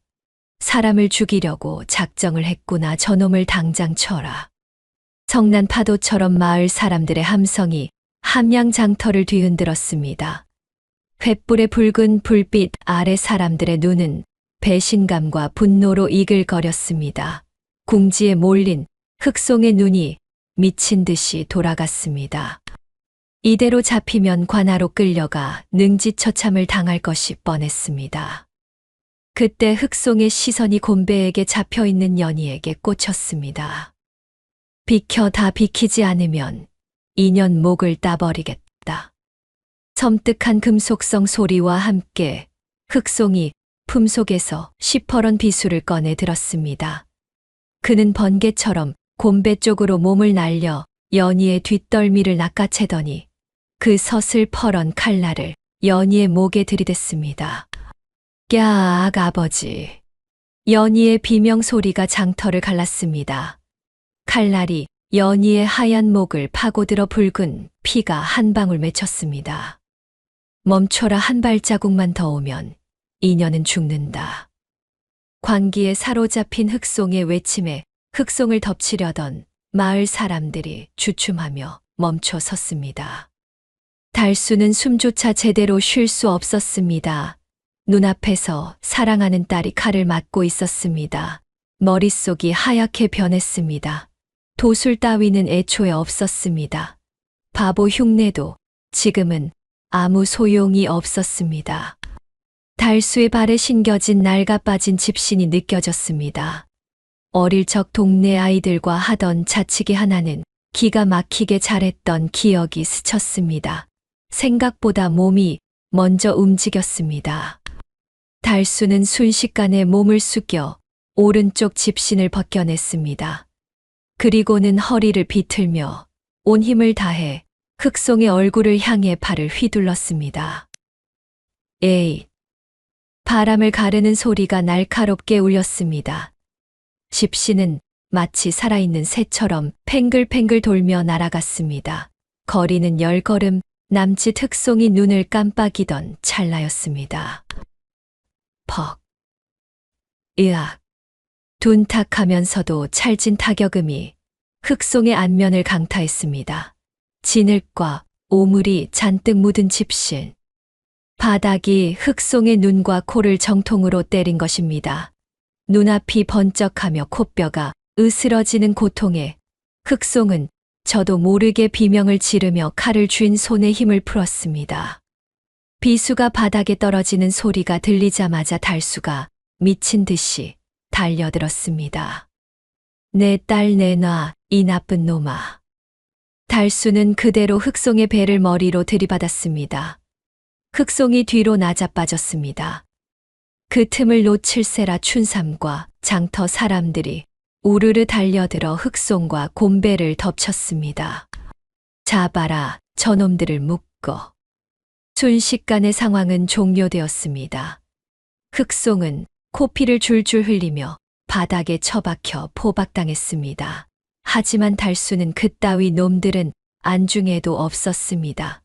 그는 바들바들 떨고 있는 연희에게 기어가듯 다가갔습니다. 연아 괜찮으냐? 어디 다친 데는 없어. 달수의 투박한 손이 연희의 얼굴을 감쌌습니다. 목에 난 작은 상처를 보자 달수의 가슴이 미어지는 듯 했습니다. 연희는 털썩 주저앉으며 아비의 품에 안겼습니다. 아버지 흐흑 무서웠어요. 그래 아비가 왔다 미안하다. 내가 늦어서 미안해. 달수는 연희를 부서질라 꼭 끌어안았습니다. 거친 삼배 옷의 감촉과 아비의 땀 냄새가 연희에게는 세상 그 어떤 비단보다 포근했습니다. 잠시 후 춘삼이 헛기침을 하며 앞으로 나섰습니다. 자, 여러분 보셨습니까? 우리 달수님께서 저 악당놈을 집신 한 짝으로 물리치셨습니다. 맞아, 저건 보통 솜씨가 아니여 도술이여 도술. 신령님이 집신의 힘을 실어주신 게 분명혀. 사람들은 흑송을 때려 눕힌 그 신기한 집신 투척을 신통력으로 받아들였습니다. 우물의 독을 밝혀낸 지혜, 그리고 맨손으로 흉기를 든 악당을 제압한 용기, 이 모든 것이 달수가 숨겨진 도사라는 증거처럼 보였습니다. 도사님 만세, 달수 도사님 만세. 함양을 구하신 영웅이시다. 사람들이 달수를 향해 환호했습니다. 어떤 노인들은 아예 바닥에 넙죽절을 올리기도 했습니다. 달수는 얼떨떨한 표정으로 연희를 안은 채 천천히 몸을 일으켰습니다. 수백 개의 눈동자가 경외심을 담아 자신을 바라보고 있었습니다. 평생 바보 소리나 듣던 자신이 영웅 대접을 받고 있었습니다. 지금 이 순간 그냥 입 다물고 고개만 끄덕이면 평생 호의호식하며 도사 대접을 받고 살 수 있을지도 모릅니다. 연희도 더 이상 백정의 딸이라고 손가락질 받지 않을 것입니다. 하지만 달수는 연희의 맑은 눈동자를 바라보았습니다. 거짓으로 쌓은 탑은 언젠가 무너진다는 것을 바로 방금 전 흑송이 보여주지 않았습니까? 달수는 떨리는 손으로 바닥에 떨어진 자신의 집신 한 짝을 주워 신었습니다. 그리고 깊은 숨을 들이마셨습니다. 여러분, 제 말을 들어보시오. 달수의 나직하지만 힘있는 목소리에 환호성이 잦아들고 장터의 정적이 감돌았습니다. 달수는 횃불에 비친 사람들의 얼굴을 하나하나 둘러보았습니다. 나는 도사가 아닙니다. 사람들이 웅성거리기 시작했습니다. 하지만 달수의 고백은 거기서 멈추지 않았습니다. 우물에 독이 든 걸 안 것도 저놈을 맞춘 것도 신통력이 있어서가 아닙니다. 그건 전부 달수의 시선이 품속에서 꺼낸 낡은 벽조목 조각, 그 여인의 유품으로 향했습니다. 이 벽조목 조각 때문입니다. 달수는 손에 쥐고 있던 반쪽짜리 벽조목 조각을 높이 들어 올렸습니다. 횃불 아래 검게 그을린 나무 조각이 번들거렸습니다. 이것은 8년 전 내가 한 여인에게 준 것이오. 벼락 맞은 대추나무를 반으로 쪼개 하나는 그녀에게 주고 하나는 내가 간직했지요. 그 여인이 세상을 떠나며 딸에게 물려준 것이 바로 저 아이 목에 걸려있던 조각이요. 달수의 목소리는 단단했습니다. 그는 연희를 가리키며 말을 이었습니다. 저 아이는 내 딸이오. 그리고 저 아이가 나를 살렸소. 우물의 독을 알아챈 것도, 흑송의 비밀을 꿰뚫어 본 것도 모두 저 아이가 가르쳐준 관상술 덕분이오. 우웅. 장터에 모인 수백 명의 사람들이 동시에 탄식을 내뱉었습니다. 그럼 도사님이 아니란 말이오. 달수는 깊은 숨을 들이마셨습니다. 나는 하늘의 뜻을 읽는 도사가 아닙니다. 나는 소나 잡고 가죽이나 벗기던 경상도 함양 땅의 백정 임달수요. 우웅. 장터의 충격의 파도가 일었습니다.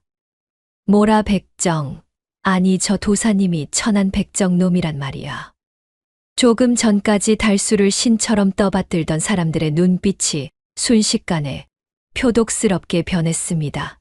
조선 바닥에서 백정이란 짐승만도 못한 존재였습니다. 누군가 바닥에 침을 뱉었습니다. 저놈을 당장 멍석말이해라. 감히 백정 주제의 양반인 척을 해 관하로 끌고 가. 성난 군중들이 달수를 향해 좁혀왔습니다. 달수는 도망치지 않고 저 멀리 서 있는 연희를 바라보았습니다. 연희의 눈가가 그렁그렁했습니다. 달수는 씁쓸하게 웃으며 도사 부채를 바닥에 던졌습니다. 툭. 내 딸 연희를 지키고 싶었소. 백정의 딸이라는 이유로 돌을 맞고 짐승처럼 살게 할 수는 없었소. 그래서 잠시 미쳐서 도사 흉내를 냈소. 내 죄는 달게 받겠으나 아이에게는 손대지 마시오. 달수가 무릎을 꿇었습니다. 이놈이 끝까지 혀를 놀리는구나. 마을 청년 하나가 몽둥이를 들고 달수에게 달려들었습니다. 쿵. 둔탁한 소리가 땅을 울렸습니다. 지팡이로 바닥을 내리찍는 소리였습니다. 멈추거라. 최대감의 호통이 장터를 울렸습니다. 몽둥이를 들었던 청년이 흠칫하며 물러섰습니다. 최대감은 지팡이를 짚고 달수 앞으로 걸어 나왔습니다. 너희는 지금 누구에게 돌을 던지려 하느냐? 최대감의 목소리는 낮았지만 좌중을 압도했습니다. 신분이 무엇이 그리 중요하더냐?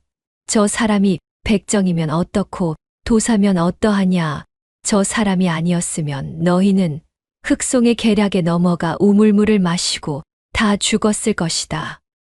사람들이 꿀먹은 벙어리처럼 입을 다물었습니다. 양반 껍데기만 양반이면 무엇 하느냐? 목숨을 걸고 마을을 지킨 저 백정이 훨씬 더 사람답지 않으냐? 최대감의 일갈의 마을 촌장이 헛기침하며 슬그머니 고개를 돌렸습니다. 흥분했던 사람들의 기세가 꺾였습니다. 그때였습니다. 아빠. 가냘픈 목소리가 정적을 깨고 들려왔습니다. 연희였습니다. 연희는 군중들을 해치고 나와 달수 앞으로 다가왔습니다. 연희야, 미안하다. 못난 아비라서 백정이라서. 달수의 목소리가 메어들었습니다. 하지만 연희는 고개를 세차게 저으며 품속에서 무언가를 꺼냈습니다. 낡고 검게 그을린 벽조목 목걸이였습니다.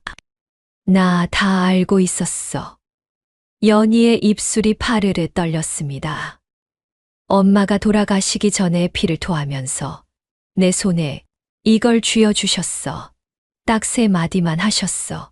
함양 지리산 벽조목 목걸이. 달수의 눈이 커졌습니다. 그 목걸이는 달수가 아내와 헤어질 때 훗날을 기약하며 걸어주었던 정표였습니다. 엄마는 아빠가 백정이라고 부끄러워한 적 한 번도 없었어. 세상에서 제일 강한 사람이라고, 언젠가 꼭 나를 지켜줄 거라고 했어. 연희의 맑은 눈에서 눈물방울이 툭투둑 떨어졌습니다. 나는 1년 동안 전국의 점쟁이들을 따라다녔어. 아빠 얼굴도 몰랐지만 이 목걸이를 찬 사람을 찾으려고. 그리고 아까 봤어. 아빠 목에 걸린 저 반쪽짜리 목걸이를. 달수는 황급히 자신의 목덜미를 만졌습니다. 옷깃 속에 숨겨두었던 반쪽짜리 벽조목이 거기 있었습니다. 찾았어. 드디어 찾았어. 우리 아빠. 으흐. 달수는 더 이상 참지 못하고 연희를 와락 껴안았습니다. 짐승 같은 울음소리가 터져 나왔습니다. 평생을 천대받으며 숨죽여 살아야 했던 서름과 딸에 대한 미안함이 뒤섞인 통곡이었습니다. 그 모습을 지켜보던 아낙네들이 옷고름으로 눈물을 찍어냈습니다. 몽둥이를 들었던 청년도 머쓱한 듯 몽둥이를 등 뒤로 감췄습니다.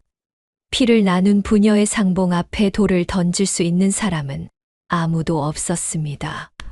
한참이나 그렇게 울었을까 최대감이 달수의 어깨를 짚었습니다. 임달수, 일어나게. 최대감은 품에서 묵직한 주머니 하나를 꺼내 달수의 손에 쥐어주었습니다. 짤랑 쇳소리가 났습니다. 최대감마님, 이건. 노잣돈 1세 자네가 우리 마을을 구한 값이야. 최 대감은 달수를 일으켜 세우고는 옷에 묻은 흙을 털어 주었습니다. 이곳은 좁아 관아에 소문이 들어가면 곤란해질 수도 있어 날이 밝기 전에 떠나게 하지만 도망자가 아니라 자유인으로 당당하게 살게나. 달수는 떨리는 손으로 돈주머니를 받았습니다. 백정으로 태어나 처음 받아보는 사람 대접이었습니다. 감사합니다. 정말 감사합니다. 달수는 연희의 손을 꼭 잡았습니다. 품속에서 벽조목 조각을 꺼내 연희가 든 반쪽과 맞춰보았습니다. 둘을 합치자 완전한 하나의 벽조목이 되었습니다. 이제 더 이상 가짜 도사 흉내를 낼 필요가 없었습니다. 달수와 연희는 마을 어귀를 향해 걸음을 옮겼습니다. 뒤에서 마을 사람들이 하나둘씩 고개를 숙여 배웅했습니다. 그것은 도사에 대한 경배가 아니었습니다. 한 아비에 대한 예우였습니다. 마을 어귀를 벗어나 숲길로 들어서는 순간이었습니다. 달수의 품속에 있던 벽조목 조각이 미세하게 떨리기 시작했습니다. 이번 진동은 흑송 때와는 달랐습니다. 차갑고 날카로운 기운이 아니라 따뜻하면서도 슬픈 떨림이었습니다. 달수가 멈칫하며 뒤를 돌아보았습니다. 어둠이 짙게 깔린 숲속에서 누군가의 시선이 느껴졌습니다. 하지만 저기는 없었습니다. 오히려 축복하는 듯한 따스한 기운이었습니다. 누구냐? 달수가 어둠을 향해 조용히 물었습니다. 하지만 대답은 없었습니다. 다만 바람이 휘잉 하고 불어와 달수와 연희의 옷자락을 스치고 지나갔습니다. 그 바람 속에서 달수는 희미한 향기를 맡았습니다. 8년 전 산속 움막에서 맡았던 그 여인의 향기였습니다. 달수의 눈시울이 뜨거워졌습니다. 여보, 우리 딸 잘 키우겠소. 걱정 마시오. 달수는 마음속으로 중얼거렸습니다. 품속의 벽조목이 한 번 더 따뜻하게 떨리더니 이내 잠잠해졌습니다. 그것은 작별 인사 같았습니다. 아빠 왜 그래? 연희가 걱정스러운 눈빛으로 달수의 옷자락을 잡아 끌었습니다.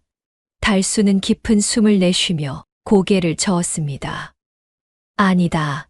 이제 정말 다 끝났구나. 가자. 두 사람은 다시 걸음을 옮겼습니다. 최 대감이 준 노잣돈이 든 주머니가 허리춤에서 묵직하게 흔들렸습니다. 비록 가진 것은 많지 않았지만 서로가 있다는 것만으로 충분했습니다. 새벽이 밝아오고 있었습니다. 동쪽 하늘이 붉게 물들기 시작했습니다. 밤새 걸어온 두 사람은 이제 함양마을이 한눈에 내려다 보이는 고갯마루에 올라섰습니다.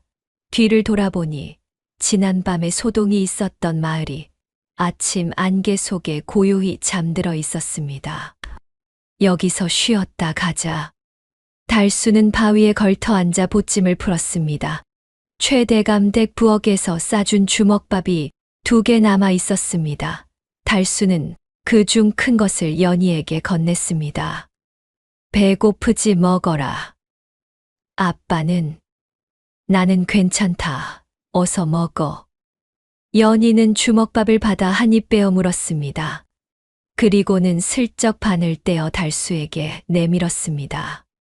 반만 먹을래? 아빠도 배고플 거잖아.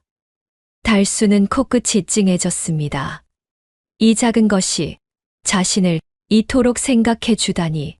달수는 연희가 건넨 주먹밥 반쪽을 받아들고 천천히 씹었습니다. 평생 먹어본 것 중 가장 맛있는 밥이었습니다. 해가 완전히 떠올랐습니다. 붉은 아침 해가 산등성이 너머로 솟아오르며 세상을 환하게 비췄습니다.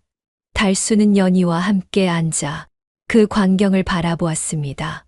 평생을 어둠 속에서 숨죽이며 살았던 백정이 이제는 당당히 햇빛 아래 앉아 있었습니다. 아빠. 응. 이제 어디로 갈까? 달수는 품속에서 벽조목 조각을 꺼냈습니다. 반쪽짜리였던 조각은 이제 연희의 것과 합쳐져 완전한 하나가 되어 있었습니다. 달수는 그것을 연희의 목에 다시 걸어주었습니다. 이건 내가 가지고 있거라. 엄마와 아빠가 함께 지켜줄 것이다. 연희가 벽조목을 꼭 쥐었습니다. 달수는 일어서서 몸을 털었습니다. 그리고는 저 멀리 북쪽을 바라보았습니다. 아침 햇살을 받아 반짝이는 산맥 너머 어딘가에 한양이 있었습니다. 한양으로 가자. 한양 거긴 텃새도 심하고 눈 감으면 코 베어 간다던데. 연희가 걱정스럽게 물었습니다. 하지만 달수는 자신 있게 웃었습니다. 에이, 걱정 마. 내 관상 실력이면 한양에서도 먹힐 거야. 그리고 아빠가 있잖아. 이제는 도망 다니지 않을 거다. 연희의 얼굴에 환한 미소가 번졌습니다. 그래, 가자, 한양으로. 달수는 보찜을 고쳐 메고는 연희 앞에 등을 내밀었습니다. 업혀라, 다리 아프지 않으냐? 나 무거운데. 무겁기는 깃털 같으면서 잔말 말고 어서 업혀. 연희가 펄쩍 뛰어 달수의 등에 업혔습니다. 달수는 아이의 따뜻한 체온을 등 뒤로 느끼며 힘차게 발걸음을 옮겼습니다. 터벅터벅. 두 사람의 발소리가 고요한 산길에 울려 퍼졌습니다. 고갯마루를 넘어서자 저 멀리 넓은 들판이 펼쳐졌습니다. 그 너머로는 끝없이 이어지는 길이 보였습니다. 달수는 품속의 벽조목을 만지작거렸습니다. 이제 그것은 저주받은 물건도 신비한 도구도 아니었습니다. 그저 월명이 남겨준 그리고 딸과 자신을 이어준 소중한 인연의 끈이었습니다. 자, 가자. 천하제일관상가 부녀가 나간다. 달수가 호기롭게 외치자 등에 업힌 연희가 까르르 웃음을 터뜨렸습니다. 비켜라. 운명을 꿰뚫어 보는 연희 도사님이 나가신다. 부녀의 웃음소리가 바람을 타고 멀리 퍼져나갔습니다. 험한 세상에 가진 것 하나 없는 빈털털이었지만 두 사람의 발걸음은 그 어느 때보다 가벼웠습니다. 그들에게는 서로가 있었고 희망이라는 이름의 내일이 기다리고 있었으니까요. 길고 긴 고통의 시간은 끝났습니다. 이제 그들 앞에는 새로운 길이 펼쳐지고 있었습니다. 고갯마루 너머로 넓은 세상이 그들을 기다리고 있었습니다. 그들의 발자국 위로 낙엽이 덮이고 흰 눈이 쌓이기를 10번, 강산이 변한다는 10년 세월이 유수와 같이 흘렀습니다. 자자, 밀지 마시오. 줄을 서시오. 줄을. 경상도 함양장터 한복판, 사람들로 인산이 내를 이룬 곳에서 쩌렁쩌렁한 목소리가 울려 퍼졌습니다. 희끗희끗한 수염이 가슴까지 내려온 노인이 사람 좋은 웃음을 지으며 손님들을 정리하고 있었지요. 바로 달수였습니다. 그의 얼굴에는 지난날의 고단함 대신 넉넉한 여유와 연륜이 묻어났습니다. 왁자지껄. 장터의 소음 속에서도 사람들은 숨을 죽인 채 한 곳을 응시했습니다. 그곳에는 단아한 자태의 여인이 앉아 있었습니다. 고운 비단 저고리를 입고 맑은 눈빛으로 상대방을 꿰뚫어 보는 그녀. 바로 훌쩍 자란 년이었습니다. 그녀의 앞에는 검게 그을린 벽조목 조각들이 놓여 있었습니다. 벼락 맞은 대추나무를 정성껏 깎아 만든 부적들이었지요. 세월의 때가 묻어 반질반질해진 그 벽조목은 이제 사람들의 애군을 막아주고 복을 불러온다는 신물로 불리고 있었습니다. 세상 사람들은 이 부녀를 일컬어 백정도사라 불렀습니다. 천안 백정 출신이라 하여 붙은 별명이었으나 이제 그 이름 앞에는 존경과 경외심만이 가득했습니다. 다음 분 들어오시오. 달수의 안내에 따라 화려한 비단옷을 입은 거상 한 명이 쭈뼛거리며 자리에 앉았습니다. 그는 한양에서 이름난 부자였으나 얼굴에는 수심이 가득했습니다. 도사님, 제가 요새 밤마다 가위가 눌리고 재물이 썰물처럼 빠져나가니 이를 어찌하면 좋겠습니까? 굿을 해도 소용이 없고 약을 써도 차도가 없습니다. 연희는 거상의 얼굴을 빤히 바라보았습니다. 그리고는 조용히 손을 뻗어 앞에 놓인 벽조목 조각 하나를 집어들었습니다. 그녀는 그것을 거상의 손에 쥐어주며 입을 열었습니다. 이 벽조목을 꼭 쥐고 계십시오. 그리고 제 눈을 보십시오. 연희의 눈이 거상의 관상을 훑었습니다. 댁의 곳간은 차고 넘치나 마음의 곳간은 텅 비었군요. 10년 전 흉년 때 쌀을 빌리러 온 고향 친구를 매몰차게 내치지 않으셨습니까? 그 친구가 굶어 죽은 뒤로 댁의 재물에 한기가 서렸습니다. 거상의 눈이 휘둥그레졌습니다. 아무에게도 말하지 않은 비밀이었기 때문입니다. 그걸 어찌. 지금 당장 곳간을 여러 군 줄인 이들에게 나누십시오. 그래야 댁의 아들 병도 나을 것입니다. 그리고 이 벽조목 부적을 집안 대문에 걸어두십시오. 막힌 기운을 풀어줄 것입니다. 거상은 바닥에 엎드려 눈물을 쏟았습니다. 아이고, 도사님 제 아들 병까지 아시다니 명심하겠습니다. 정말 명심하겠습니다. 달수가 다가가 거상의 어깨를 토닥였습니다. 그리고 품에서 벽조목 부적 하나를 더 꺼내 건넸습니다. 허허, 너무 상심 마시오. 비우면 다시 채워지는 것이 세상 이치 아니겠소. 이 부적은 서비스요 덤으로 드리는 것이니 대문과 곳간 입구 두 곳의 것이오. 거상은 눈물을 닦으며 연신 고개를 숙였습니다. 고맙습니다. 정말 고맙습니다. 백정 도사님 만세. 사람들이 환호성을 질렀습니다. 와, 역시 용의 백정 도사님이 최고요. 그렇게 하루 해가 저물도록 손님은 끊이지 않았습니다. 양반, 상놈, 노비할 것 없이 모두가 연희 앞에서는 평등했습니다. 연희는 억울한 자의 편을 들어주었고 달수는 상처받은 자들의 마음을 어루만져 주었습니다. 10년 전 억울한 누명을 쓰고 도망치듯 마을을 떠났던 그 부녀가 이제는 전국 팔도가 우러러보는 치유의 도사가 된 것입니다. 댕댕. 어느덧 저녁 예불 종소리가 멀리서 들려오고 장터의 상인들도 하나둘 좌판을 정리하기 시작했습니다. 붉은 노을이 하늘을 붉게 물들이고 있었습니다. 연희야, 오늘도 고생 많았다. 달수가 벽조목 부적들을 주머니에 챙기며 말했습니다. 연희가 땀을 닦으며 환하게 웃었습니다. 아니에요, 아버지. 아버지가 곁에 계셔서 든든했어요. 허허, 녀석도 참 이 아비가 뭐한 게 있다고. 달수는 짐을 챙기다 말고 잠시 허리를 펴고 서쪽 하늘을 바라보았습니다. 붉게 타오르는 노을 속에서 문득 그리운 얼굴이 떠올랐습니다. 10년 전 억울하게 세상을 떠난 아내, 연희의 어머니 월명이었습니다. 달수의 눈시울이 붉어졌습니다. 그는 거친 손으로 품속에 벽조목을 쓰다듬으며 나직이 읊조렸습니다.